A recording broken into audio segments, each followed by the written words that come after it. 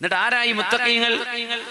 അല്ലദീന യുഅ്മിനൂന ബിൽ ഗൈബ്, നിങ്ങളുടെ പഞ്ചേന്ദ്രിയങ്ങളെ കൊണ്ട് കണ്ടെത്താൻ കഴിയാത്ത വിഷയങ്ങളെ, അദൃശ്യമായ കാര്യങ്ങളെ വിശ്വസിക്കുന്നവരാണ് മുഅ്മിനീങ്ങൾ. എന്നിട്ടാ നിസ്കാരവും സക്കാത്തൊക്കെ പറഞ്ഞത്. ആദ്യം പറഞ്ഞ ഈ വിശ്വാസമാണ്. ഇവിടെ ഇരിക്കുമ്പോഴേ നാളെ ഖബറുണ്ടെന്നും വിചാരണയുണ്ടെന്നും നന്മതിന്മകൾ തൂക്കി നോക്കുന്ന തുലാസുണ്ടെന്നും നമ്മുടെ നന്മയുടെയും തിന്മയുടെയും റെക്കോർഡുകൾ മനുഷ്യന്റെ കൈകളിൽ നല്ലവർക്ക് വലത് കൈയിലും ചീത്ത ആളുകൾക്ക് ഇടത് കൈകളിലും നൽകപ്പെടുന്ന ഗ്രന്ഥങ്ങളുണ്ടെന്നും നരകത്തിന്റെ മീതെ സ്ഥാപിക്കപ്പെട്ട പാലമുണ്ട്, അത് തലനാരിനേക്കാളും മുടിയേക്കാളും നേർത്തതും വാളിനേക്കാളും മൂർച്ചയുള്ളതാണ്, താഴെ നരകമാണ്, അത് കഴിഞ്ഞാണ് സ്വർഗത്തിലേക്ക് എത്തുന്നത്. നിങ്ങളൊക്കെ ആ പാലത്തിലൂടെ കടന്നു പോകേണ്ടവരാണെന്നും ഖുർആൻ പറയുന്ന വിഷയങ്ങളൊക്കെ അജ്ഞമാണ്, കണ്ണുകൾക്ക് നമ്മുടെ അറിവിനതീതമാണ്. എവിടുന്ന് കിട്ടി? ഒരു നേരം പോലും കളവ് പറയാത്ത, തമാശയിൽ പോലും കളവ് പറയാത്ത, ജീവിതത്തിന്റെ ഒരു കൊച്ചുനാള് മുതൽ വഫാത്താകുന്ന നാൾ വരേക്കും ഒരു തിന്മ പോലും ജീവിതത്തിൽ വന്നിട്ടില്ലാത്ത, ശത്രുക്കൾക്ക് പോലും പറയാൻ അവസരമില്ലാത്ത പുണ്യനബി മുഹമ്മദ് മുസ്തഫ സല്ലല്ലാഹു അലൈഹി വസല്ലം തങ്ങൾ എന്ന സത്യപ്രവാചകർ, അവർക്ക് മുമ്പ് വന്ന ഈസാ നബി, നൂഹ് നബി, മൂസാ നബി, ഇബ്രാഹിം നബി, സുലൈമാൻ നബി, ദാവൂദ് നബി, അയ്യൂബ് നബി, യൂനുസ് നബി അലൈഹിസ്സലാം, ഇവരെല്ലാം ലോകത്ത് പഠിപ്പിച്ച അതേ ആശയം. എന്നാൽ അന്ത്യപ്രവാചകൻ പഠിപ്പിച്ചു തന്ന ആ ഒരു അധ്യാപനത്തിൽ നിന്നുകൊണ്ടാണ് കണ്ണുകൊണ്ട് കാണപ്പെടാത്തവനായ അള്ളാഹുവിനെ നമ്മളിവിടെ ആരാധിച്ചത്. മദ്യപിക്കാൻ അവസരമുണ്ടാഞ്ഞിട്ടല്ല, കയ്യിൽ കാശില്ലാത്തതിന്റെ പേരിലല്ല, മയക്കുമരുന്ന് ലഭിക്കാത്തത് കൊണ്ടല്ല, പക്ഷേ എന്റെ വായയിലൂടെ ഇന്നതേ തിന്നാവൂ, ഇന്നതേ കുടിക്കാവൂ എന്ന് എന്റെ വിശുദ്ധ ഗ്രന്ഥം പറഞ്ഞതിന്റെ പേരിൽ എന്റെ കണ്ണുകൊണ്ട് എനിക്ക് കാണാൻ കഴിയാത്ത ദൃശ്യപ്രപഞ്ചത്തിന് അദൃശ്യനായ അതിനപ്പുറം കിടക്കുന്ന അല്ലാഹു റബ്ബുൽ ഇസ്സത്തിനെ വിശ്വസിച്ചതിന്റെ പേരിലാണ് നമ്മൾ മദ്യപിക്കാത്തത്. വ്യഭിചാരം സാധ്യമാവാത്തത് കൊണ്ടല്ല, പക്ഷേ അല്ലാഹുവിനെ ഭയപ്പെട്ടതിന്റെ പേരിൽ. പലിശ ഇടപാടുകളോ ഹറാമായ ട്രാൻസാക്ഷൻസോ ചെയ്യാൻ അറിയാത്തത് കൊണ്ടല്ല, അറിവില്ലായ്മ കൊണ്ടല്ല, അല്ലാഹുവിനെ ഭയപ്പെട്ടതിന്റെ പേരിൽ. അങ്ങനെ മറഞ്ഞു കിടക്കുന്ന പടച്ചു തമ്പുരാനെ നിങ്ങൾ വിശ്വസിച്ചതിന്റെ പേരിൽ നാളെ നിങ്ങൾക്ക് നൽകാൻ പോകുന്ന ലോകം മരണമില്ലാത്ത ലോകമാണ്. ആ ലോകത്ത് അല്ലാഹു നിങ്ങൾക്ക് നൽകുന്ന ഏറ്റവും വലിയ സൽക്കാരം എന്താണെന്നറിയുമോ? എന്താ സ്വർഗത്തിലെ ഏറ്റവും വലിയ ആനന്ദം? എന്താ സ്വർഗത്തിലെ ഏറ്റവും വലിയ ആനന്ദം? എന്താണ് എന്താ സ്വർഗത്തിലെ ഏറ്റവും വലിയ ആനന്ദം? ആരെയും പറയും. അല്ലാഹുവിനെ കാണലാണ്. ആരാ പറഞ്ഞത്? ഒന്ന് കൈവക്കി. റുഅയത്തുല്ലാഹ് ലില്ലദീന അഹ്സനൂ, നന്മ ചെയ്തവർക്കുണ്ട് അൽ ഹുസ്ന ഐ അൽ ജന്ന, സ്വർഗ്ഗമുണ്ട്. നന്മ ചെയ്തവർക്ക് സ്വർഗ്ഗമുണ്ട്, വസിയാദ, ഏറെയുമുണ്ട്. എന്താണ് ഏറെ എന്ന് പറഞ്ഞാൽ? ഈ പടച്ച തമ്പുരാനെ നിങ്ങൾക്ക് കാണാൻ കഴിയും. അള്ളാഹു മനുഷ്യനെ പോലെയല്ല. അള്ളാഹ്ക്ക് കയ്യും കാലുണ്ടെന്ന് പറയാൻ പാടില്ല. അതാണ് ഇസ്ലാം. അള്ളാഹു ഫ്ലഷ് മക്കയിലേക്ക് കഅബാലയത്തിലേക്ക് തിരിഞ്ഞ് അല്ലാഹു അക്ബർ, അല്ലാഹുവേ ഞങ്ങളുടെ രക്ഷിതാവേ, ജീവിതം തന്നവനെ, ഇനി മരണം നൽകുന്നവനെ, ഞങ്ങൾക്ക് ശ്വസിക്കാനും കഴിക്കാനും കുടിക്കാനും എല്ലാം സംവിധാനിച്ചു തന്നവനെ, മാതാപിതാക്കളെ തന്നവനെ, ഭൂമി തന്നവനെ, നാട് തന്നവനെ, കൃഷിയും ഭക്ഷണവും ചെടികളും നദിയും നഗരങ്ങളും ജലാശയങ്ങളും മഹാസമുദ്രങ്ങളും അനന്തമായ വിഹായസുമെല്ലാം നൽകി റബ്ബേ. ഇതാര് തന്നു? പിന്നെ ഒരാൾ അഡ്രസ് ചെയ്ത് വെക്കണ്ട, ഞാൻ ഉണ്ടാക്കിയതാ. ആരും അവകാശപ്പെടുന്നില്ല. യുക്തിവാദികൾ പോയി പറയാൻ അറിയില്ല. പഠിച്ചോനല്ല, വേറെ ആരോ ആണ്. ഒരാളിത് ചെയ്യണ്ടേ? ആ സൃഷ്ടാവാണ്. സൃഷ്ടിപ്പ് നടത്തിയവനാണ് നിന്റെ രക്ഷിതാവ്. ആ രക്ഷിതാവിന്റെ നാമത്തിൽ വായിക്കുക. ഇതാണ് ഖുർആനിൽ ആദ്യം ഇറങ്ങിയ ആയത്ത്, അല്ലേ? ഇപ്പൊ 97-ാമത്തെ സൂറ 114 സൂറയിൽ 97-ാമത്തെ സൂറത്തുൽ അലഖ്. അല്ലാഹുവിനെ പറ്റിയാ പറയുന്നത്. സൃഷ്ടിപ്പ് നടത്തിയവനാണ് അല്ലാഹു. പുണ്യനബി പറഞ്ഞു അഷ്ഹദു അല്ലാ ഇലാഹ ഇല്ലല്ലാഹ് വഹ്ദഹു ലാ ശരീക ലഹു വഅഷ്ഹദു അന്ന മുഹമ്മദർ റസൂലുള്ളാഹ്. അബ്ദുൽ ഖൈസ് എന്ന് പറയുന്ന നിവേദക സംഘം സൗദി അറേബ്യയുടെ അങ്ങ് വടക്ക് പടിഞ്ഞാറ് മൂലയിൽ നിന്ന് അഹ്സായിൽ നിന്ന് നബിയെ കാണാൻ വേണ്ടി മദീനയിലേക്ക് വന്നതാണ്. തങ്ങൾ വഫാത്താകുന്നതിന്റെ 2 കൊല്ലങ്ങൾക്ക് മുമ്പ് അവർക്ക് പഠിപ്പിച്ചു കൊടുക്കുകയാണ്, പടച്ച തമ്പുരാൻ ഏകനാണെന്ന് നിങ്ങൾ സാക്ഷ്യം വഹിക്കണം. എന്താ സാക്ഷ്യം വഹിക്കുക എന്ന് പറഞ്ഞാൽ നമ്മൾ അവിടെ നിന്നാ പോകുന്നത്, കണ്ണുകൊണ്ട് കണ്ടതിനെ സാക്ഷി പറയാന്ന് പറയാ. അള്ളാനെ നിങ്ങൾ കണ്ണുകൊണ്ട് കണ്ടില്ലെങ്കിലും മനസ്സുകൊണ്ട് കണ്ടതാണ്, അതുകൊണ്ട് നിങ്ങൾ മനസ്സുകൊണ്ട് സാക്ഷി പറയണം. അതുകൊണ്ട് ആരും നിർബന്ധിച്ച് മുസ്ലിമാക്കാൻ കഴിയില്ല, അങ്ങനെ സംഭവമില്ല. ഈ ലവ് ജിഹാദ് അത് വെറുതെ പറയുന്നതാ ചെയ്യാ, വെറുതെ പറയുന്നത്. എങ്ങനെ ഒരാൾ മുസ്ലിം ആവുക? ഖൽബ് കൊണ്ട് വിശ്വസിക്കാതെ ഒരാൾക്ക് മുസ്ലിം ആവാൻ കഴിയില്ല. ഖൽബ് ആർക്കെങ്കിലും അറ്റാക്ക് ചെയ്യാൻ പറ്റുമോ? ആർക്കെങ്കിലും ഹൈജാക്ക് ചെയ്യാൻ പറ്റുമോ ഒരാളുടെ ഹൃദയം? ഒരിക്കലും പറ്റൂല. വാൾമുനയിലോ തോക്ക് പിടിച്ചിട്ടോ പറയടാന്ന് പറഞ്ഞാൽ പറയും, പക്ഷെ അവൻ നാവല്ലേ പറയൂ, മനസ്സ് പറയോ? മനസ്സുകൊണ്ട് ഉറപ്പിച്ച് നാവ് കൊണ്ട് പറഞ്ഞാലേ മുസ്ലിം ആവുള്ളൂ, അല്ലേ? അതുകൊണ്ട് ഒരിക്കലും നിർബന്ധിത മതപരിവർത്തന സംഭവമില്ല, വെറുതെ പറയാൻ. നിർബന്ധിച്ചിട്ട് ആരാ മനസ്സുകൊണ്ട് അംഗീകരിക്കുക? നാവ് കൊണ്ട് പറഞ്ഞു തരും, മനസ്സുകൊണ്ട് പറയോ? എത്ര നിർബന്ധിച്ചാലും അവനൊന്ന് ബോധ്യപ്പെടാതെ ആരെങ്കിലും ഇത് പറയോ? പറയൂല. മനസ്സുകൊണ്ട് ബോധ്യപ്പെട്ടില്ല ഇവൻ എങ്ങനെയാ മുസ്ലിം ആവുക? അത് മിഥ്യയാണ്, വെറുതെ പറയാം. എന്തെങ്കിലുമൊക്കെ ചർച്ച വേണ്ടേ? ആയിക്കോട്ടെ, കുഴപ്പമില്ല.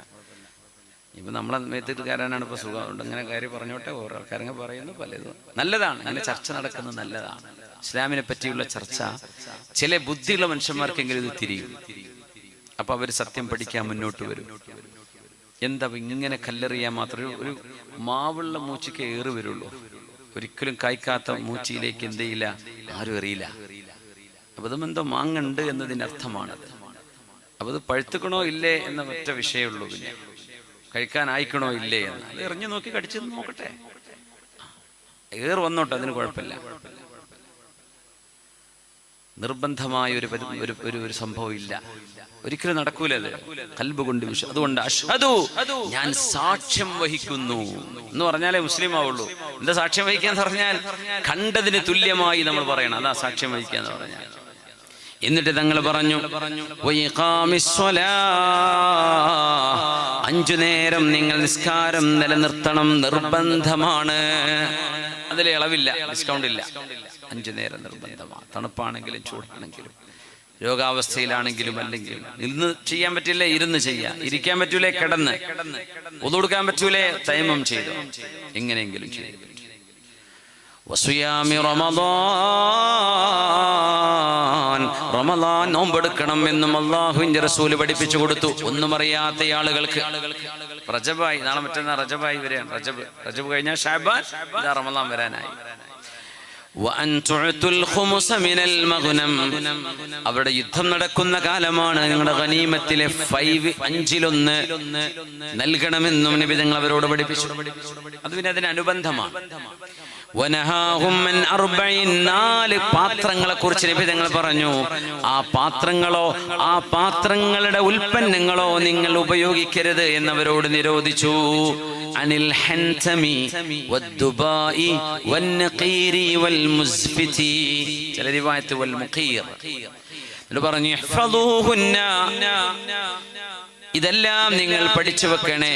വഖ്ബിറൂ ബിഹിന്ന മൻ വറാഅകും, നിങ്ങളുടെ പിന്നിൽ വരാനുള്ള നിങ്ങളുടെ നാട്ടുകാർക്ക് നിങ്ങളത് പറഞ്ഞു കൊടുക്കണമേ. എന്താണ് ആ 4 പാത്രങ്ങൾ? നമുക്ക് വിശദീകരിക്കാം.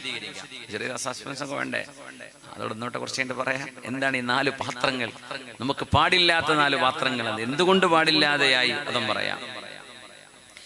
വഫദ് അബ്ദുൽ ഖൈസ് വരുന്നത് അഹ്സായിൽ നിന്നാണെന്ന് പറഞ്ഞു. അല്ലാഹുവിന്റെ റസൂൽ അവരെ സ്വീകരിച്ച വാക്കുകളിലൂടെ നമ്മൾ കടന്നു പോകാം. നമ്മുടെ വിഷയം തിരുസദസ്സിലെ ചില ചിന്തകൾ, ചില ചർച്ചകൾ എന്നതാണ്. മനിൽ ഖൗം, ആരാ വന്നത് എന്ന് ചോദിച്ചു. തിരുനബിയുടെ ഓരോ വാക്കും അള്ളാഹുവിന്റെ നിർദ്ദേശമാണ്. അള്ളാഹു തോന്നിപ്പിക്കുന്നത് നബി സംസാരിക്കും. മനിൽ ഖൗം, നിങ്ങൾ ആരാണ്? അറിയാത്തൊരു നമ്മുടെ വീട്ടിലേക്ക് അറിയാത്ത പരിചയമില്ലാത്ത ആളുകൾ വരുമ്പോഴേ നിങ്ങൾ ആരാണെന്ന് സ്നേഹത്തോടെ ചോദിക്കണം. കാണുന്നവർ മുഴുവൻ കള്ളന്മാരാന്നാ നമ്മൾ വിചാരിക്കുക. ആദ്യം കള്ളനാണോ എന്ന് വിചാരിച്ച ക്വസ്റ്റ്യൻ ചെയ്യുക. അങ്ങനൊന്നും ചെയ്യരുത്. ബഹുഭൂരിപക്ഷ ആളുകളും നല്ല മനുഷ്യന്മാരാ. കള്ളത്തരം ചെയ്യുന്ന വളരെ ചെറിയ മൈനോറിറ്റി ഉള്ളൂ. അങ്ങനെയുള്ളൂ. നമ്മളിപ്പോൾ ഈ മുസ്ലിം ഉമ്മത്തിൻ്റെ ഇന്നത്തെ അവസ്ഥ ഒക്കെ പറയും. നമ്മൾ ഈ ഫേസ്ബുക്കിലും സോഷ്യൽ മീഡിയയിലൊക്കെ ഇങ്ങനെ വെറുപ്പ് എഴുതി വിടുന്ന ആൾക്കാർ നമ്മൾ വിചാരിക്കുക എല്ലാവരും അങ്ങനെയാണ്. ഒരിക്കലുമല്ല. കോടാനുകോടിയുള്ള ഹൈന്ദവ സഹോദരങ്ങൾ, ലക്ഷക്കണക്കിന് വരുന്ന നമ്മുടെ ഹൈന്ദവ സഹോദരങ്ങൾ, ഭാരതത്തിന്റെ എല്ലാ സ്റ്റേറ്റുകളിലുമുള്ളവർ നല്ല മനുഷ്യരാണ്.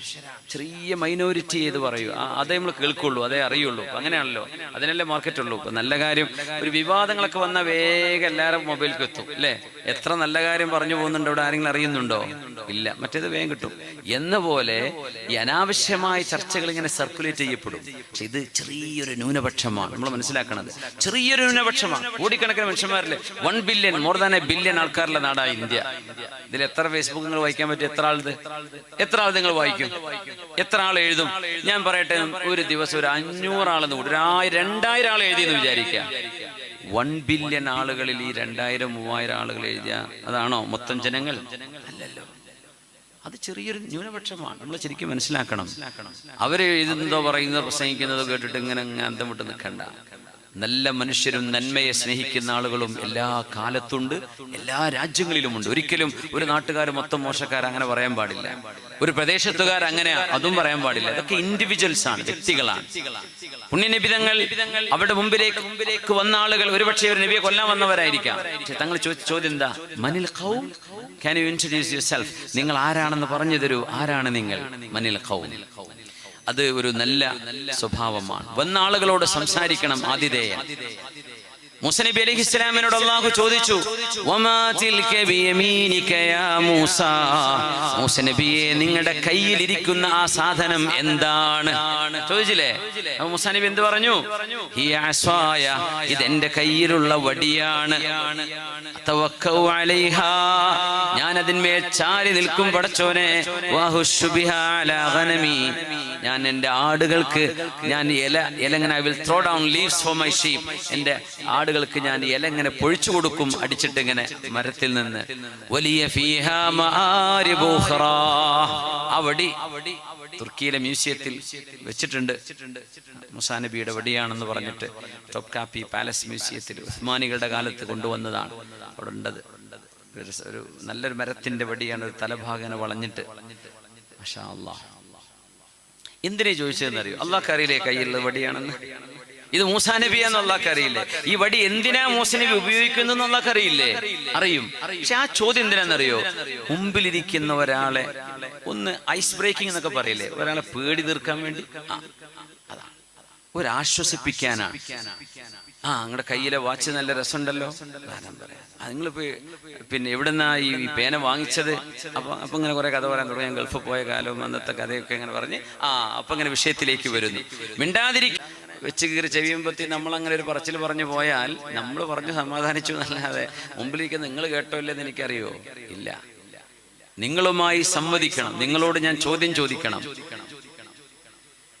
ആശയപരമായി നമ്മൾ അങ്ങോട്ടും ഇങ്ങോട്ടും ചില എക്സ്ചേഞ്ചുകൾ നടത്തണം. അപ്പോഴേ ഒരു കോൺവെർസേഷൻ സ്ട്രോങ് ആവുള്ളൂ. അതിങ്ങനെ വെറുതെ കയറിയിരുന്ന് പോകുന്നു, അത്രേ തോന്നുള്ളൂ. മൂസാ നബിയോട് അല്ലാഹു ചോദിച്ചത്, മൂസാ നബിയെ ഒന്ന് സമാധാനിപ്പിക്കാനുള്ള ചോദ്യമാണ്. ഉഹാദീഥു ളൈഫി ഖബ്ല ഇൻസാലി റഹ്ലിഹി വയഖ്സീബു ഇൻദി വൽ മകാനു ജദീബു وما الخصب للأضياف أن يكثر القراء ولكنما وجه الكريم خصيب.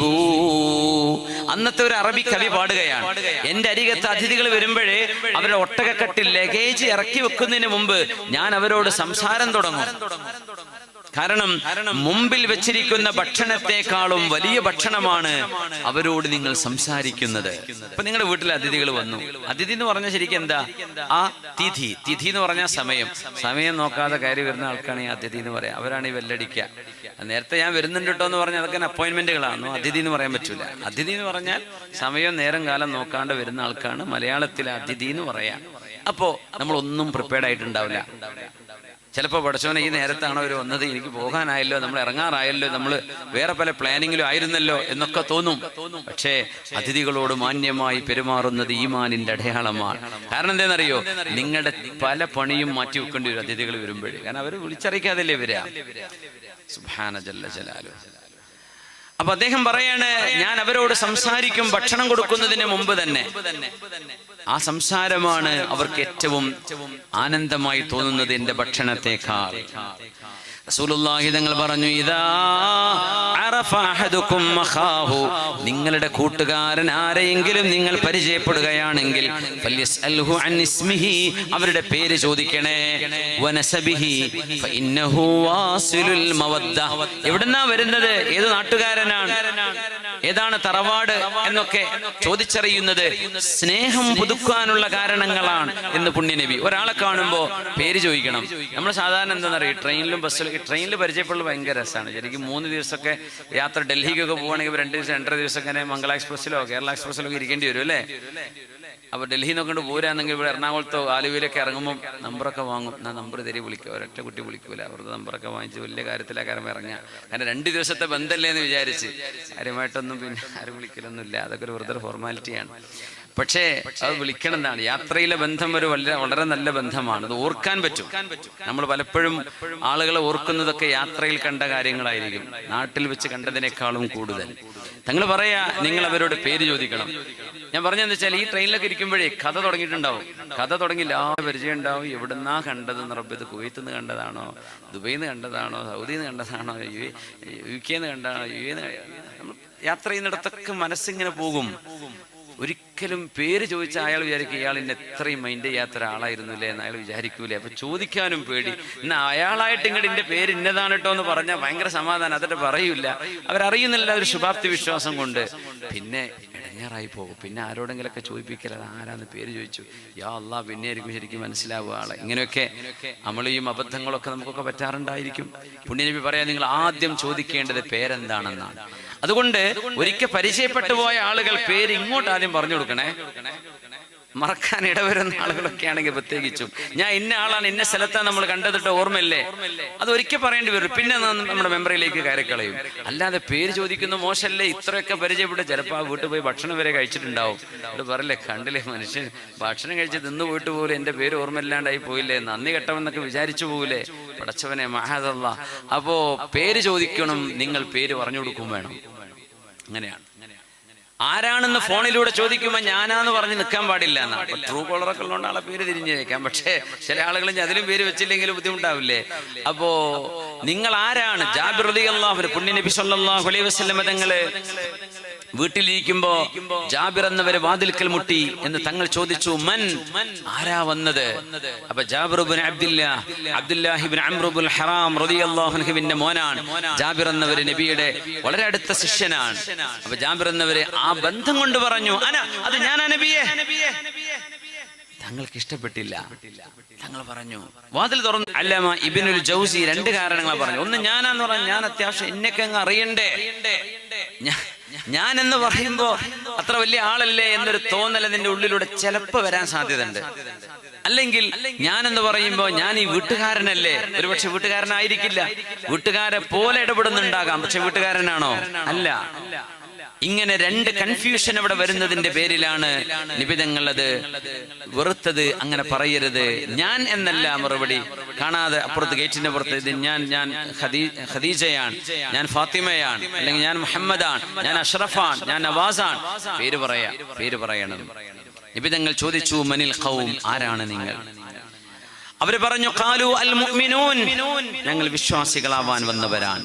ഫതബസ്സമ റസൂലുള്ളാഹ്, പുണ്യനബി പുഞ്ചിരിച്ചു സ്വല്ലല്ലാഹു അലൈഹി വസല്ലം. ആളുകൾ ഈ സംഘത്തിലേക്ക് വരുമ്പോൾ ഒരു പ്രത്യേകത ഉണ്ട്. ഒരു നാട്ടിലെ ഏറ്റവും നല്ല ആളുകളെയാണ് ഇവർ കൊണ്ടുവരിക. 80ഓളം ആളുകളുള്ള വലിയൊരു സംഘത്തിൽ 8 ആളുകളാണ് നബിയുടെ മുമ്പിലേക്ക് വന്നത്. അവരെ 80 ആളുകളും പുറത്തു നിൽക്കുകയാണ്. 8 ആളുകളാണ് നബിയോട് സംസാരിക്കുന്നത്. ആ 8 പേരിൽ ഒരു കവിയുണ്ട്, ഒരു പ്രഭാഷകനുണ്ട്, ഒരു ചിന്തകനുണ്ട്, അവരിലെ ഏറ്റവും വലിയ ബുദ്ധിജീവിയുണ്ട്, അവരുടെ നേതാവുണ്ട്. ഇങ്ങനെ നേതാക്കന്മാരുടെ ഒരു സംഘമാണ് വരുന്നത്.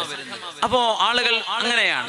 അവർ വസ്ത്രത്തിലും ചിന്തയിലും നന്നാവണം. അബൂ ഹനീഫ റഹ്മത്തുള്ളാഹി അലൈഹിയുടെ ഒരു കുസൃതി കഥ പറയാറുണ്ട്. ഒരാൾ നല്ല കോട്ട കെട്ടിട്ട് ഭയങ്കരമായ ആകാര സൗന്ദര്യമുള്ള വലിയൊരു തലപ്പാവും കെട്ടിയിട്ട് അബൂ ഹനീഫ തങ്ങളുടെ കൂഫയിലെ റൂമിലേക്ക് മഹാനെ കാണാൻ വേണ്ടി വന്നതാണ്. അപ്പോൾ അവിടെ അദ്ദേഹം വന്ന് അവിടെ ഇരുന്നു. അപ്പോൾ അബൂ ഹനീഫ തങ്ങൾ കാല് നീട്ടി ഇങ്ങനെ ഇരിക്കുകയാണ്. പ്രായതുകൊണ്ടും ക്ഷീണം കൊണ്ടും കാലിങ്ങനെ മടക്കി വെച്ചു. വലിയൊരാൾ വന്നിരിക്കും. അയാളിങ്ങനെ വന്ന് വളരെ നല്ല ഗാംഭീര്യമുള്ള ഒരാൾ, സൂട്ടുണ്ടാവില്ല, ഒരു കോട്ടായിരിക്കും. അങ്ങനെ ഇറാഖിലാണ് സംഭവം. അദ്ദേഹം അവിടെ വന്നിരുന്നു. നല്ല ഭംഗിയുള്ള മുഖമുള്ള നല്ലൊരു ഹൈറ്റ് വെയിറ്റ് ഉള്ള നല്ലൊരു മനുഷ്യൻ, തലപ്പാവും കെട്ടിയിരിക്കുകയാണ്. അബൂ ഹനീഫ തങ്ങൾ അദ്ദേഹത്തെ വല്ലാണ്ട് ബഹുമാനിച്ചു. കാലൊക്കെ മടക്കി വെച്ചു. ഇയാൾ ആരാണാവോ, എന്താണെന്ന് അറിയില്ലല്ലോ. അങ്ങനെ അവസാനം അബൂ ഹനീഫ തങ്ങൾ ചോദിച്ചു, നിങ്ങൾ എന്തെങ്കിലും ചോദിച്ചു പഠിക്കാൻ വേണ്ടി വന്നതാണോ? ഹൽ ഇൻദക മിൻ മസ്അല, എന്തെങ്കിലും ചോദ്യം ഉണ്ടോ നിങ്ങൾക്ക് എന്ന് ചോദിച്ചു. അദ്ദേഹം പറഞ്ഞു, ആ ചോദ്യമുണ്ട്. എന്താ ചോദിച്ചോളൂ. അപ്പൊ അദ്ദേഹം ചോദിച്ച ചോദ്യം വല്ലാണ്ട് ചെറിയൊരു ചോദ്യമായി പോയി. എപ്പോഴാ നോമ്പ് മുറിക്കേണ്ടത് എന്നാ ചോദിച്ചത്. ഇപ്പൊ പറഞ്ഞു സൂര്യാസ്തമിക്കുമ്പോ. അപ്പോൾ പറഞ്ഞു സൂര്യൻ അസ്തമിക്കണം നട്ടപ്പാതിരാക്കാണെങ്കിലോ. അപ്പൊ അബൂ ഹനീഫ, ഇനി അബൂ ഹനീഫക്ക് കാല് നീട്ടൽ ജായിസാണ്, ഞാൻ എൻ്റെ കാല് നീട്ടട്ടെ എന്ന് പറഞ്ഞ് കാല് നീട്ടി വെച്ചു. നിങ്ങളെ ഇങ്ങനെ ബഹുമാനിച്ച് ഞാൻ കാല് മടക്കി വെച്ചിരുന്നു, ഈ മണ്ടത്തരമാണോ ചോദിച്ചത് എന്നാണ് ഇതിനർത്ഥം. നട്ടപ്പാതിരാക്കാണ് സൂര്യാസ്തമിച്ചിട്ടല്ലേ നട്ടപ്പാതിര ആവുള്ളൂ. പക്ഷെ അദ്ദേഹം അങ്ങനെ ഒരു ചോദ്യം ചോദിച്ചു പോയി. അബൂ ഹനീഫ തങ്ങൾ അബീ ഹനീഫ അബൂ ഹനീഫക്ക് ഇനി കാല് നീട്ടാപ്പ പറ്റും, നീ ഞാൻ നീട്ടട്ടെ എന്ന് പറഞ്ഞു. കണ്ടപ്പം ഭയങ്കര ആളാന്നാ വിചാരിച്ചത്. വായ തുറന്നു നോക്കുമ്പോൾ ഈ എന്തല്ലാത്ത വർത്താനാണല്ലോ പറഞ്ഞത് എന്ന് അതിനർത്ഥം. അപ്പോൾ പല ആളുകളും പല ആളുകളുടെയും മുമ്പിലേക്ക് ചെല്ലുമ്പോൾ വിദ്യാഭ്യാസവും അറിവും, ഒരു മനുഷ്യനെ അലി തങ്ങൾ പറഞ്ഞു, ഒരു മനുഷ്യന്റെ മുമ്പിൽ മിണ്ടാതെന്നാൽ ആ മനുഷ്യനെ എനിക്ക് മനസ്സിലാക്കാൻ ഒരു അര ദിവസം വേണ്ടി വരും. ഒരു മനുഷ്യൻ മിണ്ടാണ്ട് ഇങ്ങനെ നടക്കുന്ന മുമ്പിലൂടെ, അയാൾ ആരാണ്, എന്താണ്, എങ്ങനെയാണ്, അര ദിവസം കൊണ്ട് ഞാൻ പറഞ്ഞുതരാം. പക്ഷെ ഒരു മനുഷ്യൻ സംസാരിക്കുകയാണെങ്കിൽ ഒരു മിനിറ്റിനകം ഞാൻ അയാളെ അളക്കും, എനിക്ക് അയാളെ മനസ്സിലാക്കാൻ കഴിയും. ഒരു മനുഷ്യൻ സംസാരിച്ചു തുടങ്ങുമ്പോൾ മനസ്സിലാവും അയാളുടെ മെന്റാലിറ്റി എന്താണ്, വിദ്യാഭ്യാസം എന്തുണ്ട്, സംസ്കാരം എന്താ, അറിവെന്താണ്, വായിക്കുന്ന ആളാണോ, ലോകവിവരമുണ്ടോ, ലോജിക്കുണ്ടോ, ഇതൊക്കെ മനസ്സിലാവാൻ ഒരു മനുഷ്യന്റെ സംസാരം മതി. അതുകൊണ്ടാണ് ഈ വഫ്ദുകളൊക്കെ വരുമ്പോ, നിവേദക സംഘങ്ങൾ വരുമ്പോ പുണ്യ നബിയുടെ മുമ്പിലേക്ക്, നബിതങ്ങളുടെ മുമ്പിൽ സംസാരിക്കാൻ കഴിയുന്ന ആളുകളെയാണ് അവർ കൊണ്ടുവന്നിരുന്നത്. ഈ സംഘത്തിൽ ചില ആളുകൾ വളരെ കഴിവുള്ള ആളുകളാണ്. റസൂലുള്ളാഹി സ്വല്ലല്ലാഹു അലൈഹി വസല്ലം തങ്ങളുടെ മുമ്പിൽ അവർ വന്നിരിക്കുകയാണ്. മർഹബൻ ബിൽ ഖൗം, തങ്ങൾ അവരോട് പറഞ്ഞു മർഹബ. എന്താ മർഹബ എന്ന് പറഞ്ഞാൽ? സ്വാഗതം. അത് ഓരോ നാട്ടുകാരും അവരുടെ ഭാഷയിൽ പറയാം. ബോൺഷോ എന്ന് പറയാം, അല്ലെങ്കിൽ ഖുശാംദി, വെൽക്കം, നമുക്ക് അറിയുന്ന ഭാഷയിൽ നമസ്തേ. ഇന്ത്യക്കാരോടൊക്കെ മൊത്തത്തിൽ ഗൾഫ് നാട്ടിലൊക്കെ നമ്മൾ ഇന്ത്യക്കാരാന്നറിഞ്ഞാൽ നോൺ ഇന്ത്യൻസ് എന്ന് പറയും, നമസ്തേ എന്ന് പറയും. നമസ്തേ അവർ പഠിച്ചു വെച്ചൊരു കാര്യമാണത്. ഇന്ത്യക്കാരുടെ നമസ്തേ എന്ന് പറഞ്ഞാൽ മതി. നമ്മൾ കേരളക്കാര് നമ്മൾ കൂടുതൽ നമസ്തേ അല്ലെങ്കിൽ നമസ്കാരം എന്നൊക്കെ പറയുന്ന ആ ഒരു അറിവ് അവർക്ക് കിട്ടിയിട്ടുണ്ടായിരിക്കാം. ഏതായിരുന്നാലും തങ്ങൾ പറഞ്ഞു മർഹബൻ ബിൽ ഖൗം ഹയ്യ ഹലാ ബിക്കും. ഇമാം ബുഖാരി റളിയല്ലാഹു അൻഹു അദി ഇബ്നു ഹാത്തിം എന്നവരെ ഉമർ റളിയല്ലാഹു അൻഹുവിന്റെ അരികത്ത് വന്ന സംഭവം ഇമാം ബുഖാരി തങ്ങൾ ഉദ്ധരിച്ചിട്ടുണ്ട്. അദി ഇബ്നു ഹാത്തിം, ഹാത്തിം ത്വായിയുടെ മകനാണ്. ഏറ്റവും വലിയ ദാനധർമ്മിഷ്ഠനായിരുന്ന ഒരു മഹാന്റെ മകൻ അദി ഇബ്നു ഹാത്തിം റളിയല്ലാഹു അൻഹു സ്വഹാബിയാണ്. ഹയ്യാകല്ലാഹു മിൻ മഅരിഫ, ഹയ്യാകല്ലാഹു മിൻ മഅരിഫ. അദിയേ, നിങ്ങളെ കണ്ടറിഞ്ഞതിൽ വലിയ സന്തോഷായി കേട്ടോ, സ്വാഗതം സ്വാഗതം എന്ന് മഹാനായ ഉമർ അൽ ഫാറൂഖ് റളിയല്ലാഹു തആല അൻഹു.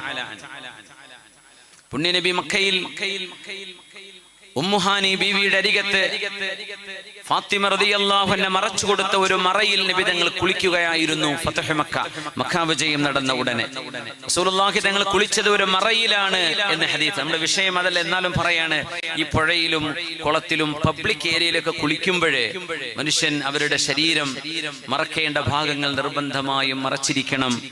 പ്രത്യേകിച്ച് പെണ്ണുങ്ങളൊക്കെ വളരെ മോഡസ്റ്റ് ആയിട്ട് വസ്ത്രം ധരിച്ചുകൊണ്ടേ ഉപയോഗിക്കാവൂ. അങ്ങനെ ഒരു സാഹചര്യമാണ് ഉള്ളതെങ്കിൽ ശരീരം വൃത്തിയായി മറക്കണം എന്ന് നിബിതങ്ങൾ ഒരിക്കലും ആളുകൾ കാണുന്ന അവസ്ഥയിൽ നിബിതങ്ങൾ ഓപ്പൺ എയറിൽ ശരീരം കാണിച്ചു കൊടുത്തുകൊണ്ട് തങ്ങൾ കുളിച്ചില്ല എന്നാണ്. ഫാത്തിമ റളിയല്ലാഹു അൻഹ നബിയുടെ മകൾ, അവർക്കൊരു വസ്ത്രം ഇങ്ങനെ പിടിച്ചു കൊടുത്തു, അതിന്റെ മറവിലാണ് നിബിതങ്ങൾ കുളിച്ചത്. കുളിച്ചുകൊണ്ടിരിക്കുമ്പോ നബിയുടെ അമ്മായി വന്നു, ഉമ്മുഹാനി റളിയല്ലാഹു അൻഹ. തങ്ങൾ ചോദിച്ചു മൻ ഹാദിഹി, ആരാ അവിടെ വന്നത്? പറഞ്ഞു ഉമ്മുഹാനി, അബൂ ത്വാലിബ് എന്നവരുടെ മോളാണ്, നിബിതങ്ങളുടെ അമ്മായിയാണ്. മഹാനായ റസൂലുള്ളാഹി തങ്ങൾ മർഹബൻ ബി ഉമ്മിഹാനി ഉമ്മുഹാനി നിങ്ങൾക്ക് സ്വാഗതം, മർഹബ. തങ്ങൾ കുളിച്ചുകൊണ്ടിരിക്കുമ്പോൾ അതിന് മറുപടി പറഞ്ഞു എന്ന ഹദീസിലുണ്ട് സല്ലല്ലാഹു അലൈഹി വസല്ലം. അംർ ഇബ്നുൽ ആസ് റളിയല്ലാഹു അൻഹു ഒരു കഥ പറയുന്നുണ്ട്. ഞാൻ അല്ലാഹുവിന്റെ റസൂലിന്റെ മുമ്പിലേക്ക് വരുമ്പോ ഒരു സംഘത്തിലാണ് ഞാൻ വന്നത്. എന്നെ കണ്ടപ്പോ ഹശ്ശ വബശ്ശ ഫീ വജ്ഹി, നബി തങ്ങളുടെ മുഖത്ത് നോക്കി ഒരുപാട് പുഞ്ചിരിച്ചു. അവിടെ നിന്ന് എന്നെ നോക്കി ചിരിച്ചു. എന്നോട് വളരെ ഹൃദയഭേദകമായി നെഞ്ചിലേക്ക് നബി തങ്ങൾ ചേർത്ത് പിടിച്ച പോലെ എനിക്ക് തോന്നി. എന്നിട്ട് പറഞ്ഞു മർഹബൻ ഹയ്യ ഹല അഹ്ലൻ വസഹ്ലൻ ബിക് എന്നോട് പറഞ്ഞിരുന്നുവെന്ന് അംർ ഇബ്നുൽ ആസ് റളിയല്ലാഹു. നബിയുടെ പ്രത്യേകത അതാണ്, എല്ലാവരെയും സ്വീകരിക്കും, സ്നേഹത്തോടെ സ്വീകരിക്കും പുണ്യ നബി തങ്ങൾ സല്ലല്ലാഹു അലൈഹി വസല്ലം. അതുകൊണ്ട് പുണ്യ നബി തങ്ങൾ അവരോട് ചോദിക്കുകയാണ്, മർഹബൻ ബിൽ ഖൗം ഗൈറ ഖസായ വലാ നദാമാ, നിങ്ങൾ ഇവിടുന്ന് എണീറ്റു പോകുന്നതോടുകൂടെ നിങ്ങൾക്ക് സങ്കടമോ പരാജയമോ സംഭവിക്കുകയില്ല. അവര് പറഞ്ഞു, നബിയെ, ഞങ്ങൾ വന്നത് ഈ യുദ്ധം ഹറാമായ മാസങ്ങളിലെ ഞങ്ങൾക്ക് യാത്ര ചെയ്യാൻ കഴിയൂ. ഞങ്ങൾക്കും അങ്ങേക്കുമിടയിൽ മുളർ എന്ന് പറയുന്ന ഗോത്രമുണ്ട്. മരുഭൂമിയിൽ എവിടെയോ റിയാദിന്റെ പരിസരങ്ങളിൽ, തിഹാമയുടെ ഭാഗങ്ങളിൽ അവര് ഞങ്ങൾ ആക്രമിക്കാറുണ്ട്. പക്ഷേ യുദ്ധം നിഷിദ്ധമായ 4 മാസങ്ങളിൽ അവര് ഞങ്ങൾ ആക്രമിക്കൂല. അതുകൊണ്ടാണ് ഞങ്ങൾ ഇപ്പോൾ വരാൻ കാരണം. അതുകൊണ്ട് നബിയേ, അങ്ങ് ഞങ്ങൾക്ക് ചില കാര്യങ്ങൾ പറഞ്ഞു തരണം. അല്ലാഹുവിന്റെ റസൂൽ സ്വല്ലല്ലാഹു അലൈഹി വസല്ലം തങ്ങൾ അവർക്ക് പഠിപ്പിക്കാൻ പോവുകയാണ്. അവരുടെ മുമ്പിൽ വന്ന പ്രമാണിമാർ റസൂലുള്ളാഹി തങ്ങൾ അവരുടെ മുമ്പിൽ അവരുടെ കൂടെയുള്ള ഖൈസ് ഇബ്നു ആസിമുൽ മിൻഖരിയെ നോക്കിയിട്ട് നബി തങ്ങൾ പറഞ്ഞു, അൻത ഹലീമുൽ അറബ് അൻത സയ്യിദു അഹ്ലിൽ വബർ. ഖൈസ് ഇബ്നു ആസിം അൽ മിൻഖരി നല്ല ക്ഷമാലുവായിരുന്നു, ബുദ്ധിജീവിയാണ്, അറബ് ലോകം കണ്ട ഏറ്റവും നല്ല ക്ഷമാശീലൻ. അൻത ഹലീമുൽ അറബ്, അറബികളിലെ ബുദ്ധിമാനിയാണ് നിങ്ങളെന്ന് ഖൈസ് ഇബ്നു ആസിമുൽ മിൻഖരിയെ നബി തങ്ങൾ പറഞ്ഞു. അൻത സയ്യിദു അഹ്ലിൽ വബർ, നിങ്ങൾ നാടൻ പ്രദേശത്തുകാരുടെ നേതാവാണ്. ഒരു ഗ്രാമീണരാണ്, സിറ്റിക്കാരല്ല. ഖൈസ് ഇബ്നു ആസിം റളിയല്ലാഹു തആല അൻഹു പിന്നെ മുസ്ലിമായിട്ടാണ് പോകുന്നത്. ഖൈസ് ഇബ്നു ആസിം പുണ്യ നബിയെ കാണാൻ വേണ്ടി വരുമ്പോ അദ്ദേഹം നാട്ടുകാരോട് പറഞ്ഞു, നിങ്ങളിൽ ഏറ്റവും നല്ല കവി ആരാണ്? നല്ല കവി വേണം നമുക്ക്.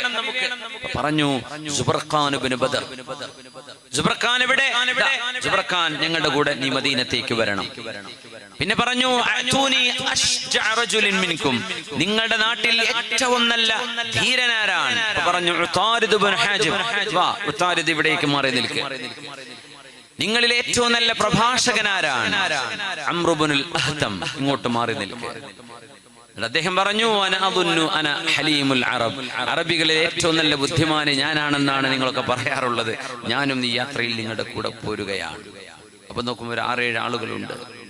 അവരേറ്റവും നല്ല വസ്ത്രം വാങ്ങിച്ചു. 80 ഒട്ടകങ്ങൾ കൊടുത്ത് കിസ്റയുടെ കൊട്ടാരത്തിൽ ജോലി ചെയ്യുന്ന ആളുകളുടെ കുപ്പായങ്ങൾ 80 ഒട്ടകങ്ങൾ വിറ്റിട്ടാണ് അവർ വാങ്ങിച്ചത്. എന്നിട്ടാണ് നബിയുടെ മുമ്പിലേക്ക് വരുന്നത്. അവർക്കപ്പോ ഇസ്ലാം അറിയില്ല.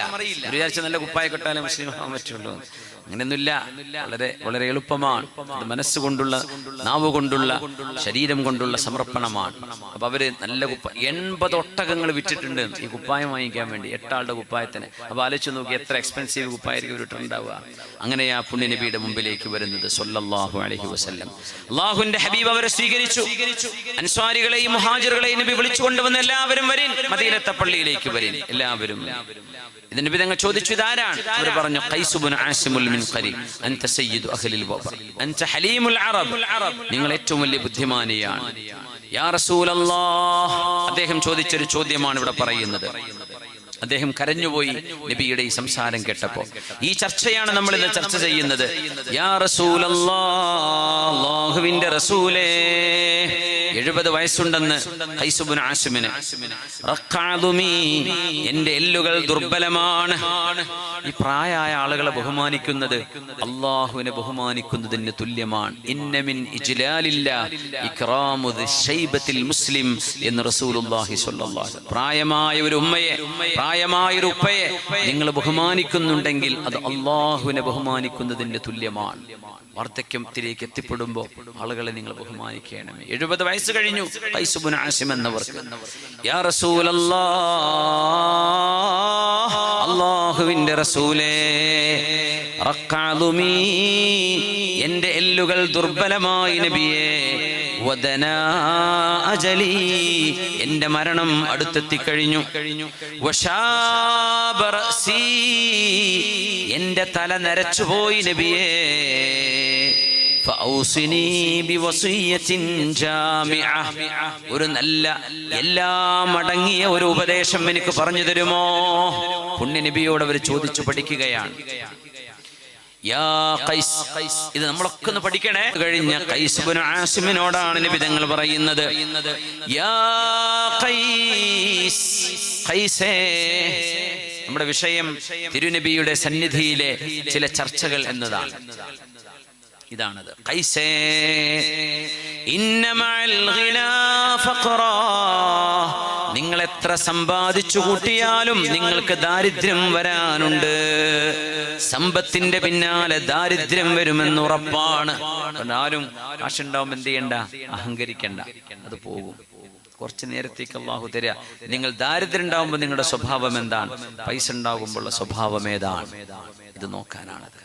ചെറിയ കുടിലാകുമ്പോൾ എല്ലാവരെയും സ്നേഹിച്ച് വിളിച്ച് കൊണ്ടുവന്ന് കഞ്ഞിയും ചായയും കൊടുത്തിരുന്ന വീട്ടുകാരെ ഇച്ചിരി വലിയ വീടൊക്കെ വെക്കുമ്പോഴേ ഇനി ആൾക്കാർ വന്നാൽ കാലിന്റെ പാട് ഇങ്ങനെ മാർബിളിൽ കാണുകയാണ്, തുടച്ച് മടുത്തു കണ്ട് എഴുതി വെക്കും, ആർക്കും പ്രവേശനമില്ല.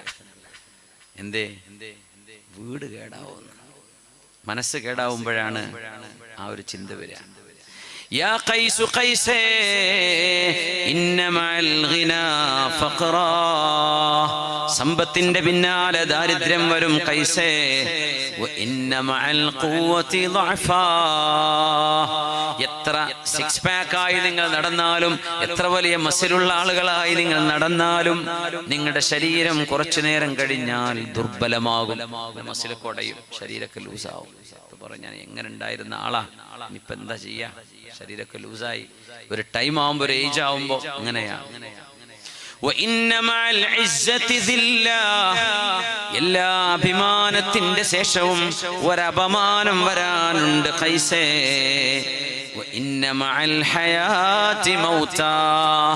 മരണത്തിന്റെ, ജീവിതത്തിന്റെ കൂടെ ഒരു മരണവുമുണ്ട്. നമ്മളൊക്കെ അതിങ്ങനെ കാത്തിരിക്കുകയാണല്ലേ പടച്ചവനെ. അള്ളാഹു നമുക്കൊരു നല്ല സമയത്തും ഒരു നല്ല നേരത്തും അവന്റെ പൊരുത്തത്തിലും അള്ളാഹു ആക്കി തരട്ടെ. എങ്ങനെയാലും നമ്മൾ മരിക്കും, മരിക്കാതെ എസ്കേപ്പ് ചെയ്യാൻ കഴിയില്ല. എൻ്റെ പെങ്ങളമ്മ പറഞ്ഞിരുന്നു ചെറിയ കുട്ടിയപ്പോൾ, അള്ളാഹ്ക്ക് ഇന്നണ് പറഞ്ഞാൽ മതിയായിരുന്നു, ഇത്ര സുഖമായിരുന്നു, എല്ലാവരും മരിച്ചോട്ടെ, ഞാൻ മരിക്കാതെ തന്നാൽ മതിയായിരുന്നു. ചെറിയ കുട്ടിയപ്പോൾ പറഞ്ഞ, അവന് 17 വയസ്സായി. പക്ഷെ അന്നും പറഞ്ഞൊരു വാക്കാണത്, കുറച്ചോന് ഇന്നണ് പറഞ്ഞാൽ മതിയായിരുന്നു മരിപ്പിക്കാൻ, എന്നാൽ ഞാൻ അങ്ങനെ ജീവിച്ചു പോയിക്കോളൂലേ. എത്ര ആൾക്കാരൊക്കെ ഇവിടെ അല്ലേ, ഞാൻ മരിക്കേണ്ട കാര്യമില്ലല്ലോ. അള്ളാഹു അഹ്സാഹും അദദാ, അള്ളാഹു ഓരോരുത്തരെയും എണ്ണി തിട്ടപ്പെടുത്തി വെച്ചിട്ടുണ്ട്. ആരും ഔട്ടാവൂല, എല്ലാവരും ഉണ്ട്.